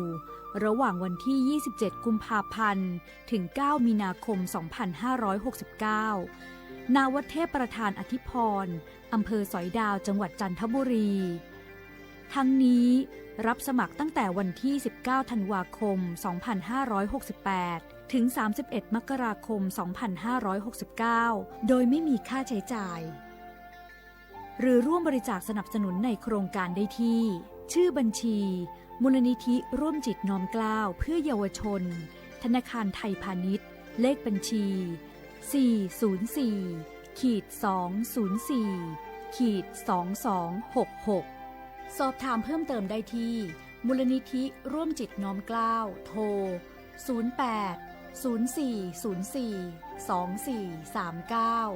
08-04-24-2439และ08-5114-8900พี่น้องเฮาเขาค่ะพอถึงมาในวันอาทิตย์ที่8เดือนธันวาคม25ปากปลาย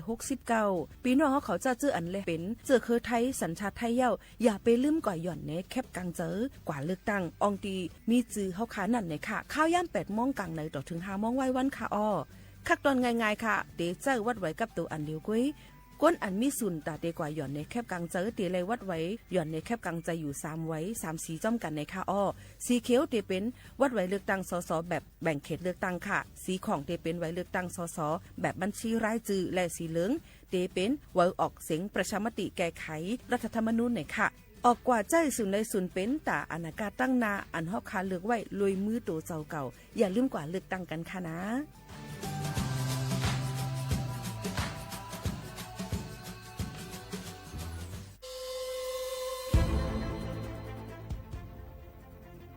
ย้อนผิดหมอกพี่น้องเขามาโฮมเป็นจุ้มเหลียวกันดั้งเจดอนเก้งใหม่โฮมกันแกลิดปัญหาไฟไหม้ป่าเถินหมอกก้อนก้องก้อนโมและฝุ่นเล็กๆ PM 2.5 ค่ะสั่งว่าโทษพันไฟไหม้กับสืบกว่าตึงลาดไลตีอองตีแกลิดปัญหาไฟไหม้ป่าเถินและหมอกก้อนเจดอนเก้งใหม่หมายโฟน0531128808ในค่ะอ้อเจดอนเก้งใหม่ค่ะออกปักเปิงหมายมีให้กังแกลิดปัญหา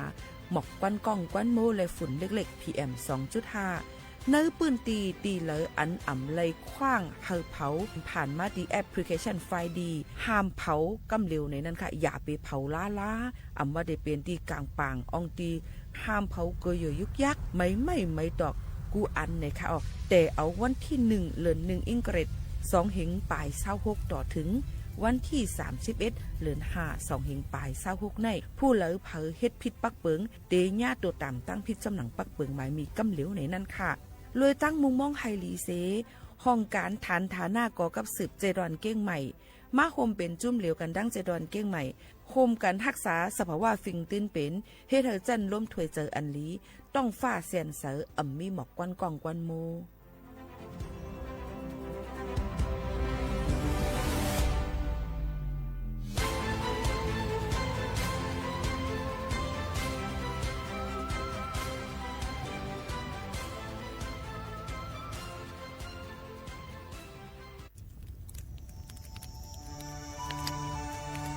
จ่องหู้คาหือ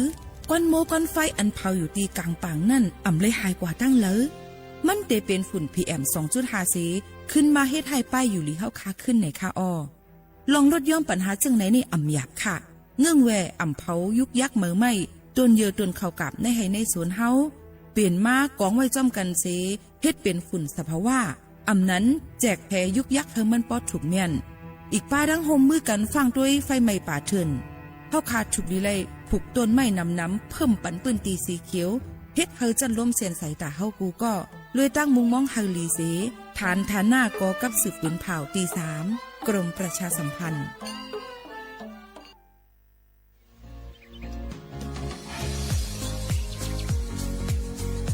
จ้อมหนังเปิงมติครม.มือวันที่29เดือนธันวาคม2565ปากไป67เฮาฮิปเน็ตแกลิดปัญหาสถานะและสัญชาติคนอันอยู่ดั้งเมืองจึงไทยจ้อมมาตรา17นั่นตอนตาพี่น้องเฮาเขาอันเข้ามาอยู่ดั้งเมืองไทยหึงนั้นและมีไว้เข้าจ้อมเปิงเฮากว่ายืนย้อนสถานะต่างดาวเขาเมืองถูกแม่นจ้อมเปิงไล่ตอนตาลูกอ่อนอันเกิดตั้งเมืองจึงไทยมีอู่อำนั้นก็แม่มีไว้ทะเบียนประวัติบุคคลไม่มีสถานะทางทะเบียนอำนั้นไว้10ปีถูกแม่นเดี่ยวในจึงเฮากว่ายืนย้อนสัญชาติไทยจ้อมหนังมาตรา7ทวีไล่พออยู่ตั้งกรุงเทพมหานครกว่ายืนไล่ตีสำนักบริหารการทะเบียนกรมการปกครองพออยู่ตั้งต่าง7วันในจึงกว่ายืนไล่จ้อมหนังวัดไว้อันเปิ้นออกปันเฮาคานั่นเข้าย้ำเหตุการณ์จ้อมหนังหลวงปองจึงต่อพอถึงวันที่29เดือน6 25ปากไป69ค่ะ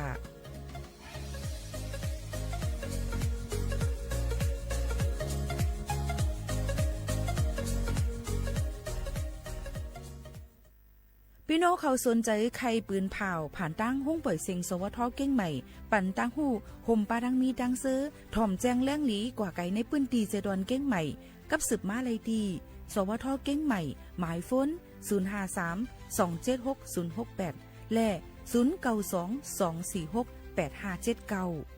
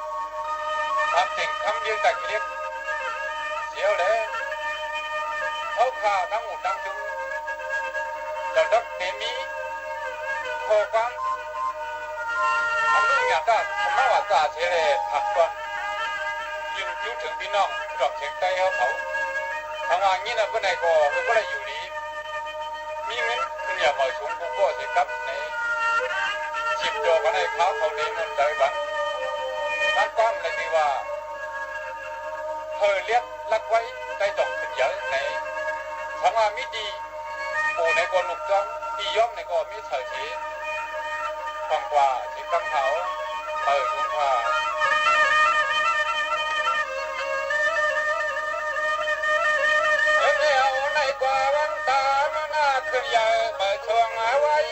ไว้คือแดนเฮากะตังนำมา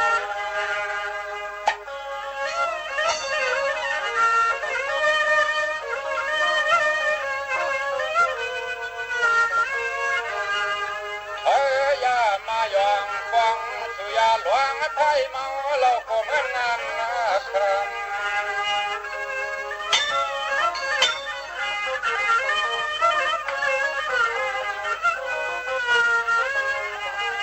กำมาว่าขาเชียนตั้งเจอ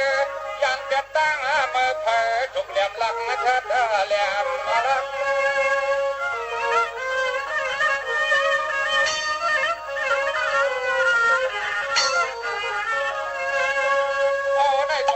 พังตะวันกว่านา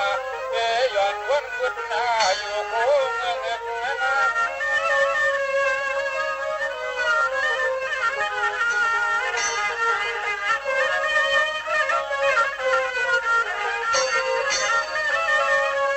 ปากมายุคนี้การไทยตัดไทยพิมพ์กว่านาฮับกว่าเข่าบ้านตัดเชือเมืองจุกขับ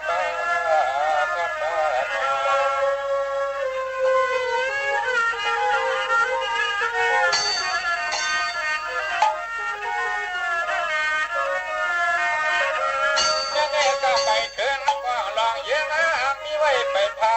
ดันหน้าเขื่อนให้เดือดสารพอดแอนน้ำโขง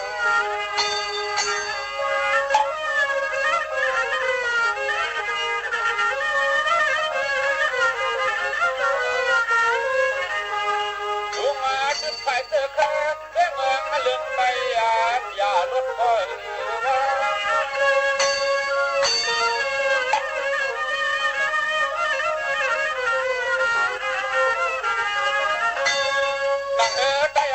แก้มมาหัวหน้าโดนความสนลิ้นใจกุดใจ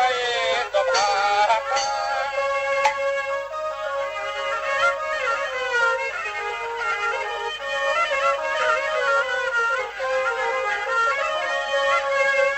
ว่ามายังกินมาตัวมาพร้อมกว่าเพียงเพียงเกิดใจไหลมือหน้าขึ้นหน้าขึ้นหน้าขึ้นเลี้ยงลีนั่นนั่น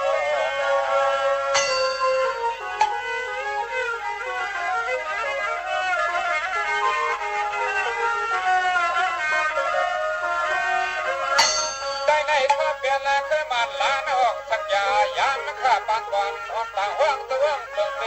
เบิ่งลูกใจอับย้ายเบิ่งตานี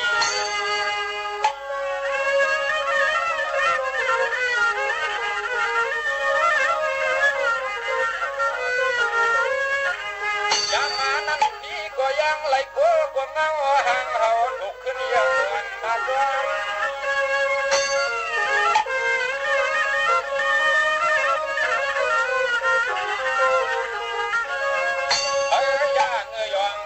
ทุกมาจากนาขึ้นนาบนชื่นนาควันวันยังเกิดมา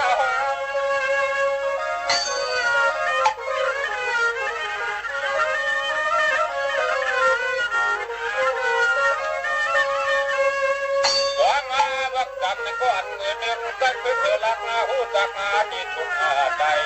ไปความความมากันอยากเงินทุกนาไว้เห็น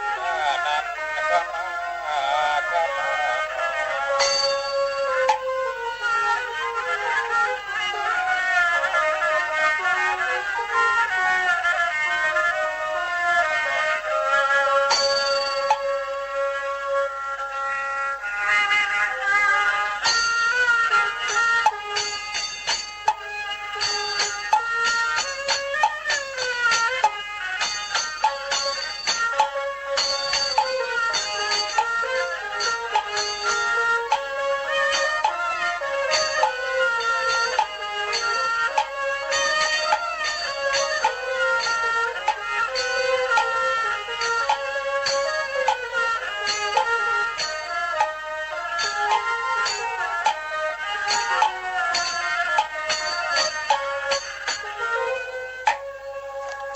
เมื่อซุ้งค่าเมื่อซุ้งพี่น้องพุงยินถ่อมเสียงใต้ตั้งเสียงกูก็กูเกิลค่ะทบกันเนื้อตอนการภาษาความใต้ดีห้องปล่อยเสียงสวทเก้งใหม่ AM 1476 กิโลเฮิรตซ์ค่ะ ทบกันกูวันพอถึงมาข่าวยาม10 ถึง 11 โมงกลางในรายกลางค่ำอยู่จอมข่าวผู้ปืนเผาและผู้จัดรายการหมู่ข่าวนู้นสุภาวันเชื้อสารวินเป็นอ้อยก็อ้อยเซปอแม่ปีๆน้องๆเฮาเขาคาอ้อเมื่อได้ถึงมาวันเสาร์ก็ห้างเฮียนด้วยปันเพ่งความปานเก่าและยินถ่อมอีป้าตั้งหุ่นนำตั้งหันกวางเขียนดอกเบิ้งมุมมองปันเฮียงเหยียนนำเสกำค่ะกำในที่ห้องหมักผักถึงน้องยิงน้องทรายเฮาเขาซื้ออันหักตูหักใจเลยยุ่มเปิ้นง่ายดักเรียนยาเมากำนั่นเขาเลยผู้ภายวายขึ้นแบบสีกำในที่อายเฮาฟังเฮ็ดเปลี่ยนความส่งถึงมาไปถอนดังเสียงนาความรู้ยิ่งใส่ใจเฮาเศร้ามาแก่เมืองในต่างหลายเมืองในต่างหลาย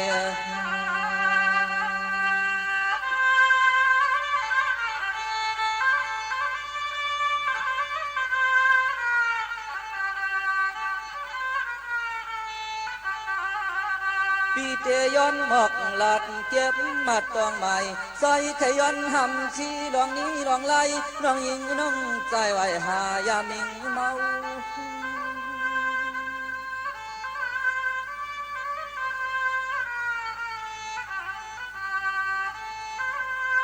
น้องใจเปียเลยกินซ้ำอยู่ไรป้อมเลยกินซ้ำเดือดไม่หือใครขึ้นวนจอมพายการวางคือเฮา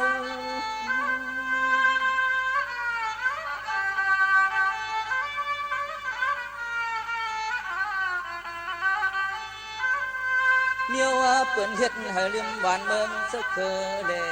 ภาษาเหมือนเจังเฮาสิยอกามาสิบมาแก้มเฮาโดเจียวลักแหลมเยาน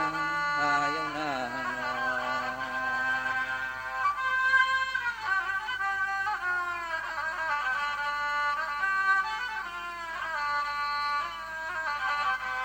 เสียมันคนเฮ็ดคนกะคนขายก่อนยังว่าเพื่อใครตายตายเพื่อหายแค้นจมแค้นเชื่อคือไตในเพื่อซ้ำเตจอยเตแถมเพื่อซ้ำเตจอยเต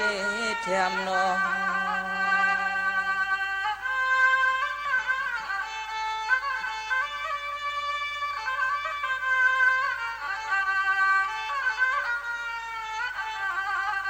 สามวันเตยลูปานสัตตันแต่โลกะเฮลาติจานันจะคือความหึงยาว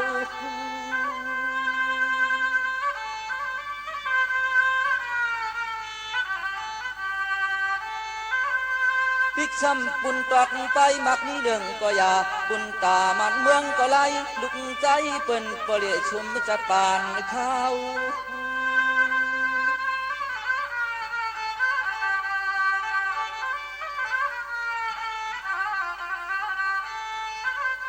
เมียวในมันจางมีบทไปอะไรตอบแจนเตอเจอลูกป่าลานเขาโดขึ้นไล่การเยานาเยานา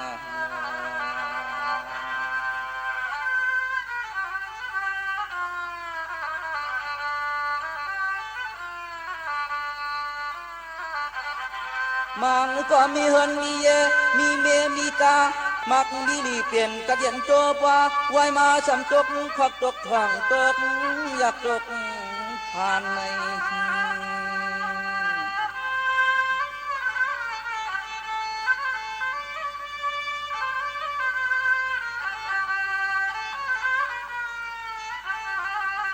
เพื่อว่าหาลองไปมักมีฉากโลภะการที่เนื้อโลกโลกามีเรื่องนำกูต่างต่าง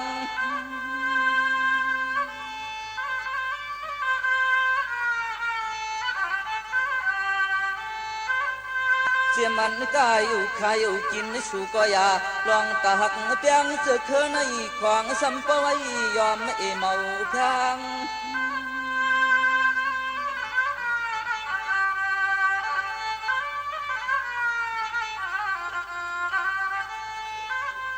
เขาความกันไว้วางลองลัดเสียนต่างอย่างอำชาเขาอย่าจอยไว้ป้าอย่าก่อนความเขาอย่าจอมเด็บจอมตอมเยานา ม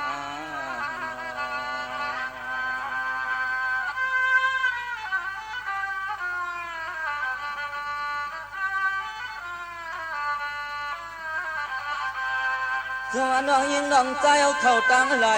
ต้องหมายสุดปันมางก็ปอผ่านปอมอยก่อนสับใจอย่าเจอในมันห่างไว้หน้าตาเปิ้นต้อยลอม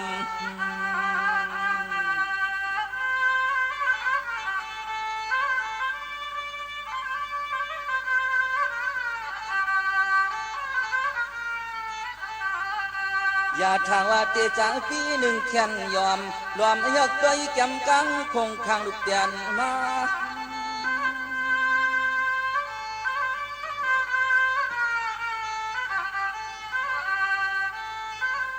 ผู้อยู่ปอสวมเตซ้ำเลไข่ซ้ำไข่โท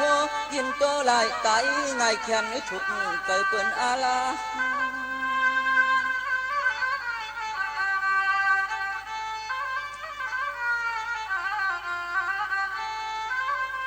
มาวนตัวนู้ป้อว่าตายกวบการมันเมืองหาหกก็ตายย่อยอมย้อนจอมอย่าแผ่นเปิดมี50จำอันให้เฮาอ่ำซุ่มจะตั้งนำให้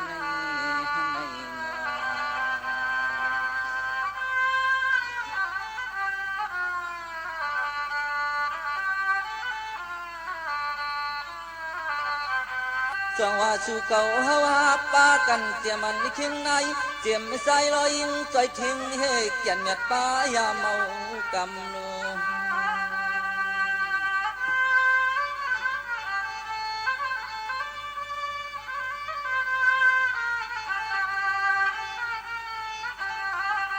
เฮาโลดจอยไหวขึ้นออกเปียดตั้งเชียงตั้งนำเชเลเฮ็ดนำต้นปุ่นควันกาไปเช่นตั้งเฮา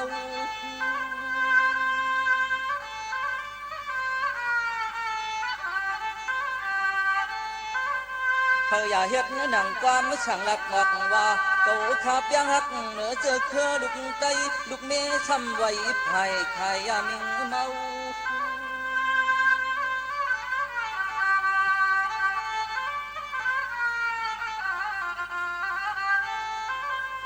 เพราะว่าบนเมฆกูเจอหน้าก็ปวดใจฮักเธออยู่มันเตียงหยาดมกเปิดจุกเธอมีอะไรเจียวกว่างเจียวหูแรงใจยัง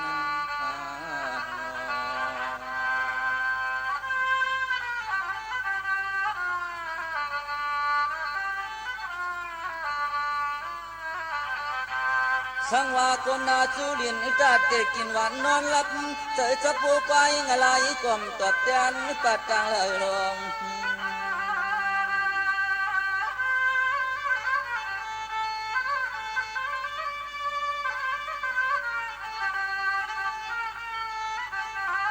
เฮาก็จึงเฮาป้อหูการลดดังเฮาป้อไว้วางเส้นต่างเก่าเฮาปลังมา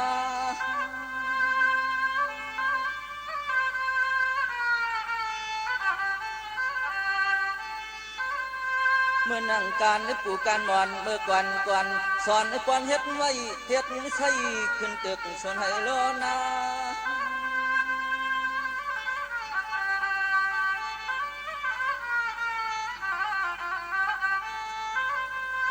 ย้อนหลดป้ากูนำกูนี้ลองเทอันทะเลตังเส้นตังลายย้อนให้พ่อขึ้นอย่าเมื่อง่ายลูกวันชายไทย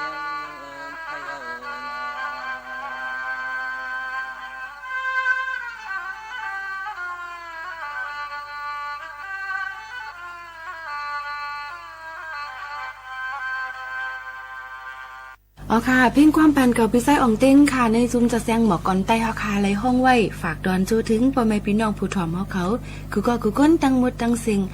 กูปันกูเส้นอะไรอยู่ในค่ะหมากถึงเกี่ยวกับเรื่องยาเมากับมือกูปอกได้ก็มืออ่อนก้าได้ก็มีเฮิรนมีรถมีกากันอยู่ถึงนานๆมาเนี่ยอีสังก็มีปลายว่าสึกโคตัวเศร้าเก่ากาอมมองอันนี้ก็สัมปติเมียวนะคะเนาะอันนี้ก็เป็นรองดังก้นติดจับยาเมากำกอบนั้นแหละย้ำพ้องแต่เหลียวนั่นก็ยาเมากำเพเตือนกว่ากูตีกูตั้งกูวานกูเมืองกูตีกูตั้งอ่ำเลือกว่าจันทานมันอ่ำเลือกว่าผู้อ่อนก้นยิงก้นใจอ่ำว่าค่ะก็นั่นแหละหลูเลยฟังกันไว้ลองอันอำลีนั่นอย่าไปกว่าสูงมืดมันล้าในก็ขยันฝากฟังไว้ปันปอมในพี่น้องเขาตั้งหมดตั้งสิ่งกูก็กูก้นตั้งหมดตั้งสิ่งอยู่ค่ะนะยังพ้องแต่เร็วคาฟิงฟ้าราศีแปลกเปิงเล็กๆ ลองตั้งกัดนั่นติลดยอมลงมาแทงอยู่นะคะก็เปือว่ายังติมีหมอกกุมหมอกน้ำมวยหมอกมวยตกสุ่มลงมาจำเส้นตาสายดังเดี๋ยวก็ปืนตีอันอยู่ที่สูงนั่นอ่ำมาลอยอินทนนท์อ่ำมาลอยปุ้ยอ่ำมาดังอยู่ที่สูงๆนั่นมันก็ติกัดลงมาเท้าแห้งแข็งเหมือนกันค่ะรูรวมด้วยถึงป้ายอยู่ลีโตเจ้าเก่าหรือนั่นก็รูเลยรูรวมด้วยถึงตัวสัตว์อันนั้นค่ะเล่งไว้นั่นจอมเลยพักเย็นนั่งเกี่ยวว่าค่ะเพราะเป็นกัดปนตีมังเมียวในมันอ่ำเกกัดขนาดก็จังลู่จังตายกว่าอะไรเหมือนกันก็ย้อนฝากฟังให้บรรเจ้าให้เจ้าสนเจ้าหน้าเขาตั้งหมดตั้งเสียงตีกัดก็ตีหลุดยอมลงมาแทงให้เธออุ่นตัวอุ่นเจอจอมค่ะนะกับนั้นแหละมาฝากไว้บรรพบุรุษพี่น้องเขาเจอหนังในจอมค่ะพอเป็นข้าวกัดเจ้าหนังในก็กำนำในข้าวขาดเด็กก่อพื้นก่อไผ่เหี่ยวก่ออ่อมกันไกลกาเพราะว่าข้าวขาดเด็รับเตนอนเลยสังเด็กก็ให้สังเสมมากุลมันมาผัดมาเป่ากูจังล่ามกว่ากูจังใหม่กว่าไรลองไรอันกำนั้นเลยหรือเอาน้ำนั่นขึ้นมาหดไผ่นั่นจอมไหนค่ะเหมือนกันค่ะคนนะคะก็เหมือนกันค่ะนะเปิ้นปูเฒ่าก้นเก๋เขาเพราะว่าแต่ปังมิงกบกูกันคอปันป้อนอ่อนลีผู้ใหญ่ก้นลงเขาในเปิ้นก็เตว่า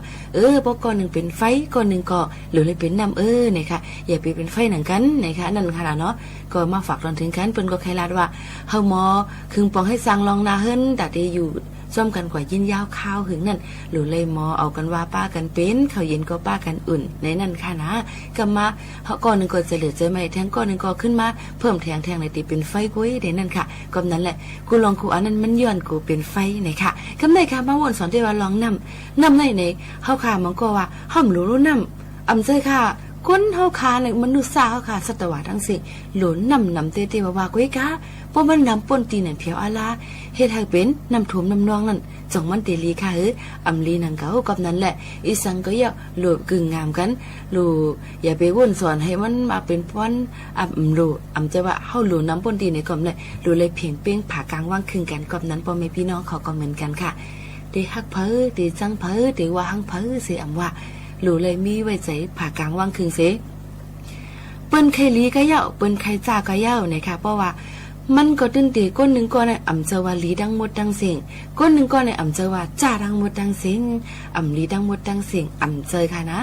มันก็ตื้นตีมีเล่นแกนมันอยู่ว่าคนนั้นมันอ่ำลีเสตะลองพ่อนลีอันมันเฮ็ดสั่งอันนั้น1 2 3 4มันก็ขับใหญ่ลงมาปั่นพ่อนลีเฮาขายอยู่เนี่ยกำนำพี่น้องแต่เฮาค่ะนั่นพอเปิ้นรวมเหี่ยวเนี่ยเต็กโจมให้เหยียบป้อคำลีนงกะคำตีนงกะอ่ำปันเปิ้นเลยออกมาพุดเลยเกิดมาใกล้ๆมีกันค่ะนะก็นั่นแหละอย่าไปเอาลองตั้งข้าวย้ำอิดอ่อนอีอ่อนก้อยสิมาจันกันตัวกว่าซึ่งหนังไหนเนี่ยค่ะใครฝากฟังให้ปันกำนำเป็นค่ะเพราะเปิ้นมากเปิ้นมีเปิ้นอำลีเสตาก็อย่าเปิ้นเคยเป็นนั้นก็อย่าแล้วยกยองเปิ้นเขานั่นลีเป็นนั้นมีเงินเขาก็ลำเนึงหนาในก็อำเจอนังเก่าเนี่ยค่ะหรือเลยไว้เจอผ่ากลางว่างคืนค่ะเขามีนั่นเขาให้อยู่เลยมีมาเขากินให้ติ๊กเตียงก้นวันก้นเมื่อเห็นมีมาเขาเฮ็ดสั่งเลยมีมาเขากล้าขายเลยร้องตั้งสมัครชื่อว่าเขาเลยมีมาหรือเลยด้วยจอมว่าพรดีพรจ่าอันนี้อันจ่ามันมีไว้อยู่อำใจว่าป้อเปิ้นมีก็ใจอยู่ค่ะไผมีเงินก็มันเป็นเจ้าไผมีเขาก็มันเป็นคุณเกค่ะเฮาค่าขึ้นหรือวนสอนได้แทงว่าอันเขามีเนื้อนั่นเขาเปกกินให้เด็กเตียงเฮาจังหืออันเขามีอยู่นั่นเขาเฮ็ดกันเลยลองตั้งอันถูกแม่นเฮมีอยู่5อันเขามีมักมีเงินค้ำอยู่นั่นเขาเฮ็ดจังหือในถูกดีเลยไว้เจอผ่ากลางว่างคืนสิแจกแพ้กันป้อคำโมแจกเพชรอันลีอันจ้าเนี่ยเฮาได้อยู่ง่ายลงเจอในจอมกลมนุษย์สาวขายอยู่นะคะยุ่มยำว่าเจ้าหนังในเสเอาลองธรรมะตราใส่ใจเยาก็เฮ็ดลองตั้งดีกันนำค่ะนะอย่าไปเฮ็ดลองการมือการให้กันเสียอิดเนี่ยย้อนฝากฟังให้ปันตั้งหมดตั้งเสียงกูก็กูก้นอยู่ในค่ะอยู่ซ้ำค้ายิ่งโมค้านุ่นเจ้าหนังในก็ปีน้องๆเขาขานั่นกำน้ำกดตีลานมาว่าเดี๋ยวเลยเฮ็ดจึงหือละคนเขาขานั่นเกิดมาอ่ำเลือกอะไรหรือมันเป็นวดก่อนวันหลังนี่อย่าไปว่าค่ะวดกลางวันหลังนั่นวนว่าเขาเฮ็ดลีเหมือนไหนอำไรเมื่อไหร่มาพุกมาฮื้อมาเดี๋ยวเลยลีอยู่อย่าไปวนว่าอันเล่ะเปิ้นเฮ็ดลีก็เฮ็ดลีมากก็คือกับไรลีเฮ็ดจ่ายกันอย่าไปวนล่าๆไหนค่ะมึงก็ขยันฝากฟังให้ปันซ้อมยิ้มส้มเข้าใจค่ะพี่น้องเขากักสืบต้องตักกันเข้ามาปันแห้งเจอกันเดี๋ยวเป็นซึ่งคือก็ยาวเขาขาขึ้นเด็ดถอมหน้าห้องไปเสียงเขาขายอยู่ในปันแห้งเจอกันเข้ามาจึงหนังไหนและแฮบเสียงตุ้มย้อนจึงหนังไหนก็เป็นพ่อลีดาผู้ซัดรายการก่อนหนึ่งในย้าวไหนค่ะตอนถึงปอแม่พี่น้องเขาตั้งหมดตั้งเสียงเนี่ยค่ะนะก็เป็นข่าวเงาลองเพกึ่งกลางอันอำไข่เปลี่ยนอันอำไข่ให้มันเปลี่ยนฉะนั้นก็ยังตึกมีมาอยู่นะคะเพราะไว้เสียข้าวก็เดียวก็เดี๋ยวมีเปลี่ยนข้าวใหม่ของใจค่ะหมอกวัน หมอกก้อนกวนหมูอันเปิ้นเผาเยยาจอมให้จอมถึงจอมเหลือก็ติมีมาเพอันนี้แล้วค่ะเป็นดังเป็นลุ่มถวยใจก็ติมีมาน้ำก็หลุเลยตวนกันเสือเจอเฮกกังไว้กูก็กูก้นตั้งหมดตั้งเสียงค่ะถอมด้วยจึงปู่ตั้งหลู่ปู่ก้องค่ะนายก้องเนี่ยค่ะสืบถอมด้วยค่ะ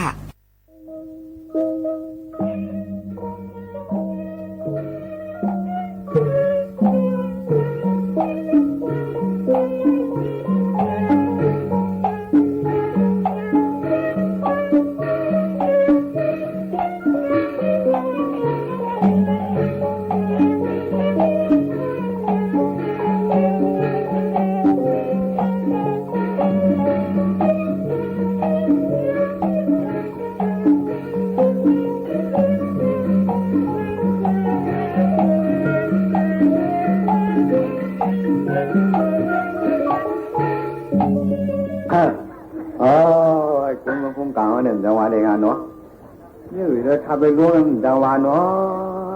ถ้าใครรู้เองนี่ก็มีทางหายใจโฟนมีทางจังหวะจังหวะเนาะมันจะกระหันในขนาดเนาะข้าวขอเต็มก็จังหวะค่ะนี่ได้เนาะเมื่อไหร่ทำกับเป็นมือเป็นวันมันนะคะเนาะจ้าร้อยหนังชาวโมเดลมีลงเกี่ยวดังโมลงดังเกี่ยวนั้นจังหวะไหนเนาะต้องมาละแล้วเขาได้จะโจวันโน้เรียกคนเขาทำมาให้ขึ้นหนูมาทักกันที่เจ็ดที่แปดจะได้กันเลยเนาะจ้ากว่าอะไรกันนะลองตาลองเกี่ยวลองมูลเห็นหรือยังตาเห็นปล่อยเห็นล่าไม่งาครับเลยว่าเขาว่าเหมือนไม่ต้องไม่หย่อนในวันในสุดเอาขนาดนี้เนาะ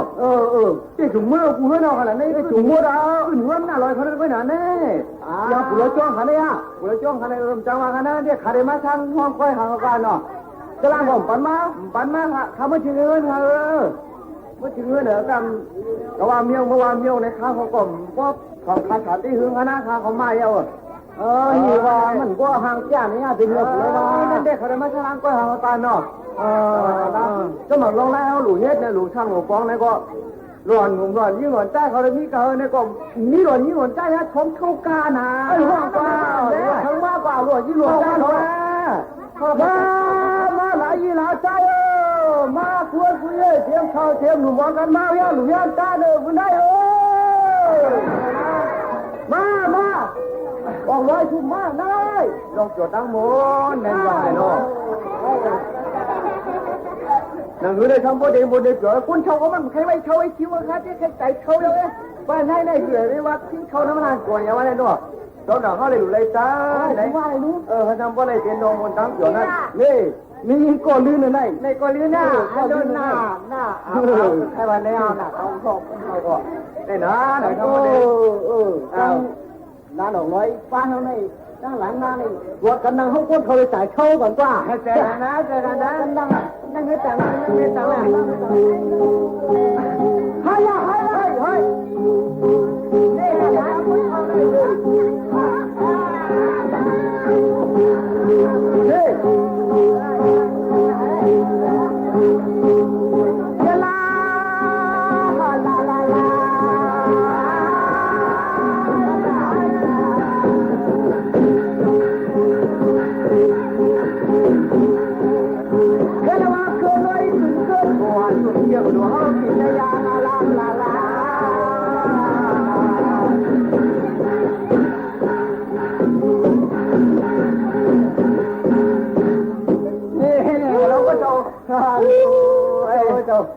คือเดี๋ยวจะหันขึ้นร่มยากันนั่นน่าเลยเบียนน้ำวัดเขามาเนาะจะร่มหลังว่าเราลองต้านในหนาเพราะว่ากุ้งข้าวหมอนสวนมุนตอนนี้ลื่นจ้าเบียนน้ำถูกเลยว่า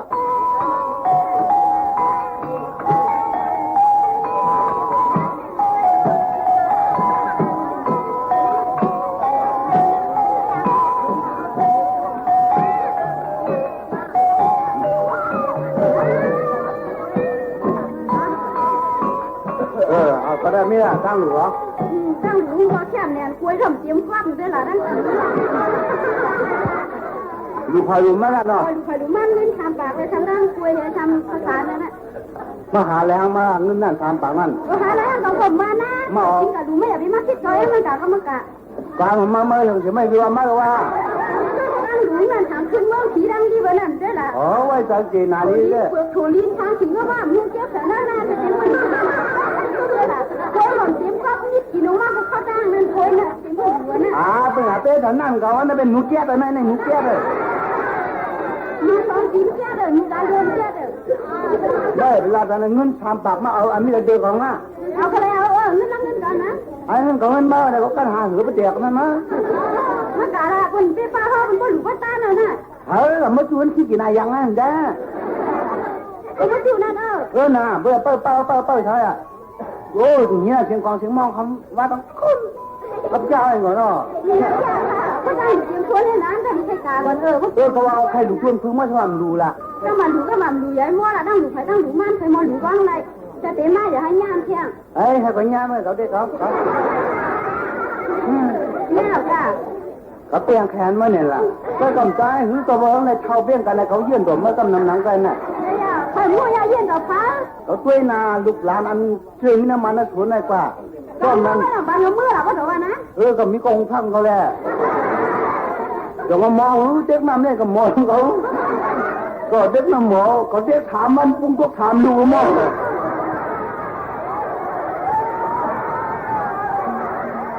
ต้องถามเจอเลยอังคายยินชมกว่าเพ่งความเนจุ้ม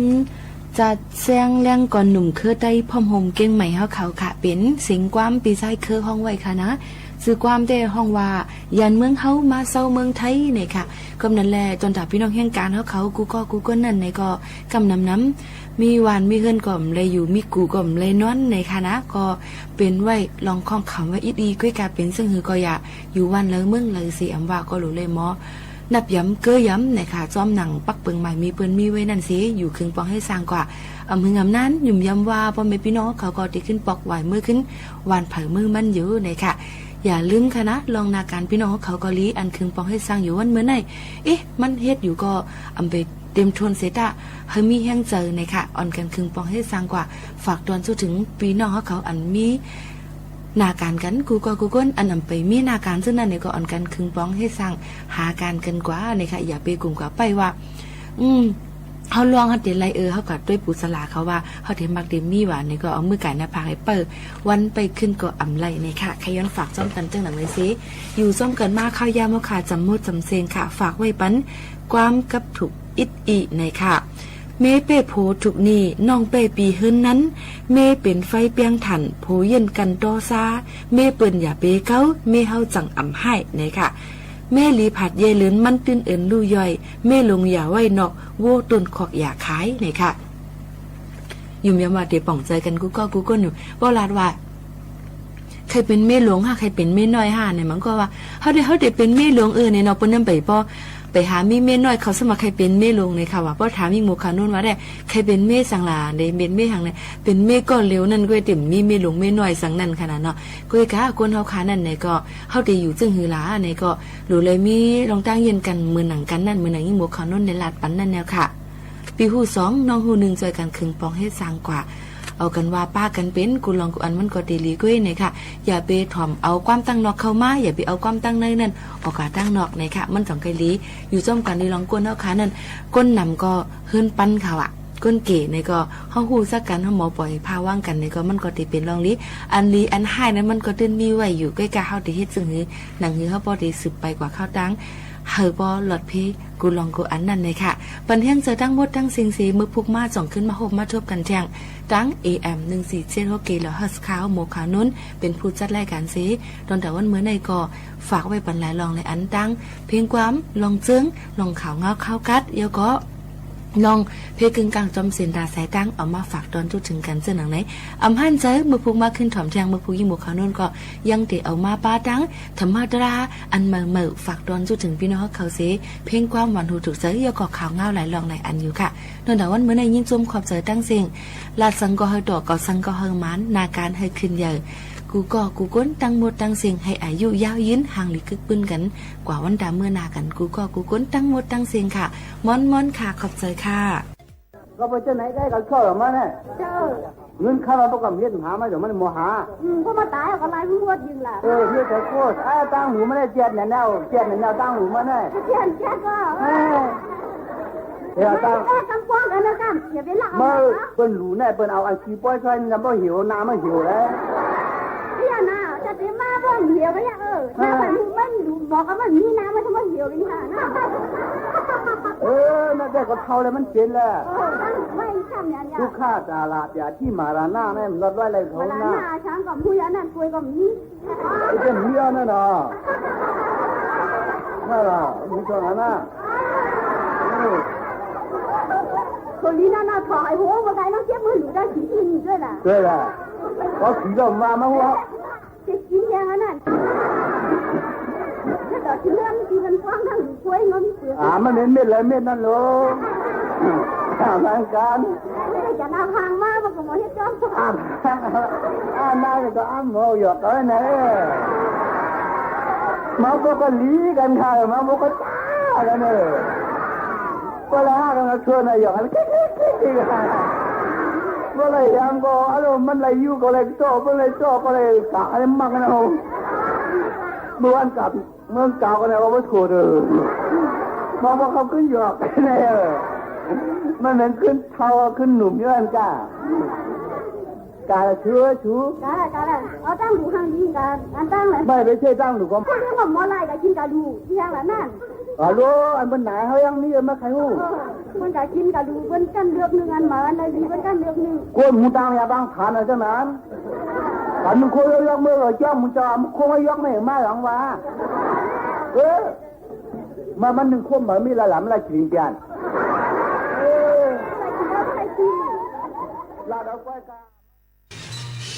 สถานีวิทยุกระจายเสียงแห่งประเทศไทยและเครือข่ายทั่วประเทศเสนอข่าวต้นชั่วโมงรู้เร็วรู้จริงเกาะติดทุกสถานการณ์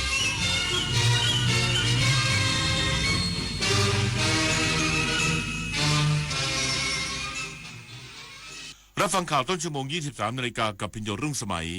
กรมควบคุมโรคติดตามสถานการณ์โรคติดเชื้อไวรัสนิปาในประเทศอินเดียอย่างต่อเนื่องอีกสักครู่กลับมาติดตามรายละเอียดครับ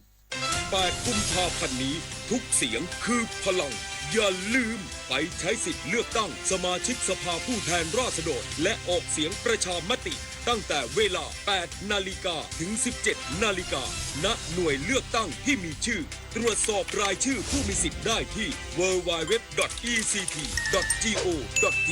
แอปพลิเคชัน Smart Vote หรือสายด่วน 1444 สร้างสรรค์ประเทศไทยพร้อมใจไปเลือกตั้งธนาคารขอแจ้งว่าบัตรเครดิตในชื่อของท่านมียอดค้างจ่ายจำนวนมากหากไม่จ่ายจะถูกดำเนินคดีนะคะชื่อของคุณเกี่ยวข้องกับบัญชีม้าตำรวจต้องตรวจสอบเส้นทางการเงินครับคุณได้รับเงินภาษีคืนนะคะช่วยกดลิงก์ยืนยันด้วยค่ะอย่าเสียเวลาคุยอย่ากดลิงก์หรือกดติดตั้งแอปพลิเคชันที่มีการอ้างเพราะสถาบันการเงินและหน่วยงานภาครัฐไม่มีนโยบายติดต่อประชาชนทางโทรศัพท์หรือการส่งข้อความถ้าเจอแบบนี้มิจฉาชีพแน่นอนครับนี่น้องทั้งเมาทั้งง่วงแบบนี้พี่ว่าอย่าขับรถเลยนะโอ้ยนิดหน่อยครับพี่ใกล้ๆแค่เนี้ยผมขับได้สบายมากครับพี่ว่าอย่าดีกว่านะผมไว้ไปก่อนนะพี่แค่เสี้ยววินาทีที่ชีวิตของคุณและใครบางคนอาจเปลี่ยนไปเพราะความประมาทเมาง่วงไม่ขับนะคะชีวิตมีมากกว่าความร้อนใจเลือกตั้งทั้งทีต้องไม่ให้พลาด3 สี 3 บัตรเข้าใจให้ครบก่อนเข้าคูหาสีเขียวเอาไว้เลือกตั้งสสแบบแบ่งเขตสีชมพูเอาไว้เลือกพรรคเลือกนโยบายที่คุณชอบและสีเหลืองเอาไว้ออกเสียงประชามติ1 เสียงของคุณมีความหมายต่อประเทศจำสีให้ได้ใช้สิทธิ์ให้ครบ8 กุมภาพันธ์นี้ออกไปใช้สิทธิ์พร้อมกันอนาคตไทยเริ่มจากการเลือกของคุณกรมควบคุมโรคติดตามสถานการณ์โรคติดเชื้อไวรัสนิปาในประเทศอินเดียอย่างต่อเนื่องโดยเตรียมพร้อมกันควบคุมโรคอย่างรอบด้านเพื่อดูแลความปลอดภัยด้านสุขภาพของประชาชนโดยเฉพาะผู้ที่มีแผนเดินทางไปและกลับจากประเทศอินเดีย นายแพทย์มนเทียนคณาสวัสดิ์อธิบดีกรมควบคุมโรคเปิดเผยว่าปัจจุบันประเทศไทยยังไม่พบรายงานผู้ป่วยโรคติดเชื้อไวรัสนิปากรมควบคุมโรคได้ติดตามสถานการณ์การระบาดในประเทศอินเดียอย่างใกล้ชิดโดยได้ดำเนินมาตรการรับมือภายใต้พระราชบัญญัติโรคติดต่อพ.ศ. 2558ครอบคลุมการติดตามสถานการณ์โรคในต่างประเทศการเตรียมความพร้อมของสถานพยาบาลในการดูแลผู้ป่วยสงสัยการเฝ้าระวังทางระบาดวิทยาและการสื่อสารข้อมูลที่ถูกต้องแก่ประชาชนเพื่อให้สามารถตรวจพบและควบคุมโรคได้อย่างทันท่วงทีหากมีสถานการณ์เปลี่ยนแปลงด้านนายแพทย์ดิเรกคำแป้นรองอธิบดีกรมควบคุมโรคแนะนำประชาชนที่มีแผนเดินทางไปประเทศอินเดียทั้งเพื่อการท่องเที่ยวหรือการแสวงบุญให้เตรียมความพร้อมด้านสุขภาพก่อนเดินทางระหว่างพำนักในประเทศอินเดียควรหลีกเลี่ยงการสัมผัสค้างคาวสุกรและสัตว์ป่าทุกชนิดหลีกเลี่ยงการบริโภคผลไม้ที่ตกอยู่บนพื้นหรือมีร่องรอยการกัดแทะภายหลังเดินทางกลับประเทศไทยขอให้ประชาชนสังเกตอาการตนเองเป็นเวลาอย่างน้อย3สัปดาห์หรือ21วันหากมีอาการไข้ปวดศีรษะอ่อนเพลียไอหรือมีอาการผิดปกติทางระบบประสาทให้รีบไปพบแพทย์ทันทีพร้อมแจ้งประวัติการเดินทางและหลีกเลี่ยงการใกล้ชิดผู้อื่นจนกว่าจะได้รับการประเมินจากแพทย์ผลิตนาถขวัญแสนสุขรายงานสำนักงานคณะกรรมการอาหารและยายืนยันประเทศไทยไม่มีการอนุญาตและจำหน่ายนมผงสำหรับทารกที่ถูกเรียกคืนจากการปนเปื้อนสารพิษซีรูไลขอประชาชนอย่าตื่นตระหนกแนะนำตรวจสอบฉลากอย่างละเอียดก่อนซื้อเพื่อความปลอดภัยเภสัชกรหญิงสุภัทราบุญเสริมเลขาธิการคณะกรรมการอาหารและยาเปิดเผยว่าจากกรณีที่มีข่าวนมผงสำหรับทารกปนเปื้อนสารพิษซีรูไลท์ซึ่งสารพิษนี้ทนความร้อนสูงมากการชงนมด้วยน้ำเดือดหรือการต้มไม่สามารถทำลายหรือยับยั้งพิษได้หากบริโภคเข้าไปจะทำให้เกิดอาการอาหารเป็นพิษอย่างรวดเร็วเช่นคลื่นไส้อาเจียนและปวดท้องอย่างรุนแรงสำนักงานคณะกรรมการอาหารและยาหรืออย.ได้ตรวจสอบเฝ้าระวังอย่างเข้มงวดโดยเฉพาะผลิตภัณฑ์นมผงสำหรับทารกและเด็กเล็กยืนยันว่าในประเทศไทยไม่มีการอนุญาตและจำหน่ายผลิตภัณฑ์นมผงสำหรับทารกที่มีปัญหาดังกล่าวขอประชาชนอย่าตื่นตระหนกสำหรับกรณีที่ต้องการซื้อผลิตภัณฑ์นมผงสำหรับทารกให้สังเกตฉลากต้องมีฉลากภาษาไทยแสดงชื่อผลิตภัณฑ์เลขสาระบบอาหารหรือเลขอย.ส่วนประกอบสำคัญค่าพลังงานปริมาณสารอาหารวิธีการเตรียมปริมาณผลิตภัณฑ์ชื่อและที่ตั้งผู้ผลิตกรณีผลิตในประเทศหรือชื่อและที่ตั้งผู้นำเข้าประเทศผู้ผลิตกรณีนำเข้าวันเดือนปีที่ผลิตวันเดือนปีที่หมดอายุปฏิพลสัทธพรหมารายงานตำรวจภูธรจังหวัดเชียงใหม่ขอให้ประชาชนอย่าหลงเชื่อข่าวปลอมวันพรุ่งนี้ตำรวจจราจรทั่วประเทศจะเริ่มตั้งด่านเพื่อตรวจสำเนาทะเบียนรถและพระราชบัญญัติทุกคันหากไม่มีเอกสารจะเสียค่าปรับอย่างละ 2,000 บาท พลตำรวจตรียุทธนาแก่นจันทร์ผู้บังคับการตำรวจภูธรจังหวัดเชียงใหม่เปิดเผยว่ากรณีมีการเผยแพร่ข้อความในสื่อสังคมออนไลน์ระบุว่าพรุ่งนี้ตำรวจจราจรทั่วประเทศจะเริ่มตั้งด่านเพื่อตรวจสำเนาทะเบียนรถและพรบทุกคันผู้ใช้รถทุกท่านต้องเตรียมเอกสารติดรถด้วยสำเนาทุกอย่างไม่มีโดนปรับอย่างละ 2,000 บาทนั้นตำรวจภูธรจังหวัดเชียงใหม่ขอยืนยันว่าข้อความดังกล่าวเป็นข่าวปลอมโดยเป็นข้อมูลที่มีการเผยแพร่แล้วในอดีตและหน่วยงานที่เกี่ยวข้องได้ชี้แจงไปแล้วเพื่อไม่ให้ประชาชนเกิดความตื่นตระหนกจึงขอความร่วมมืองดแชร์ข้อมูลเท็จหรือข่าวปลอมและขอให้ตรวจสอบข้อมูลจากแหล่งข่าวทางการของสำนักงานตำรวจแห่งชาติหรือสอบถามข้อมูลเพิ่มเติมได้ที่สายด่วน191หากมีการโพสต์หรือส่งข่าวปลอมที่สร้างความตื่นตระหนกให้แก่ประชาชนและสังคมเป็นความผิดตามพระราชบัญญัติว่าด้วยการกระทำผิดเกี่ยวกับคอมพิวเตอร์พ.ศ. 2550มีโทษตามกฎหมายคมสันต์คำวงทีมข่าวสวทเชียงใหม่รายงานจบข่าวพิญโยรุ่งสมัยอ่านและฟังข่าวครั้งต่อไปเวลา 6 นาฬิกาติดตามข่าวที่นำเสนอไปแล้วได้ที่ www.thainews.prd.go.th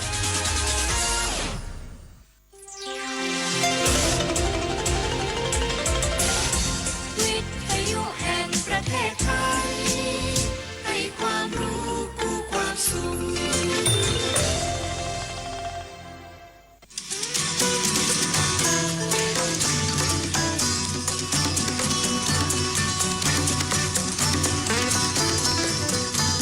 บนเส้นทางของถนนสายนี้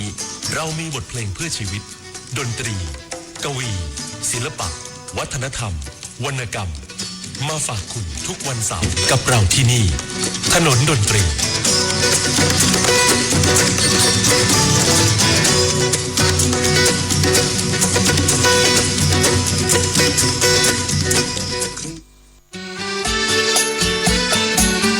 คนเพื่อชีวิตใกล้ชิดกันยิ่งขึ้นมาเป็นเพื่อนกันใน LINE Open Chat ถนนดนตรีเพียงไปที่แอปพลิเคชัน LINE เลือกหน้าหลักจากนั้นเลือกตรง Open Chat โดยค้นหา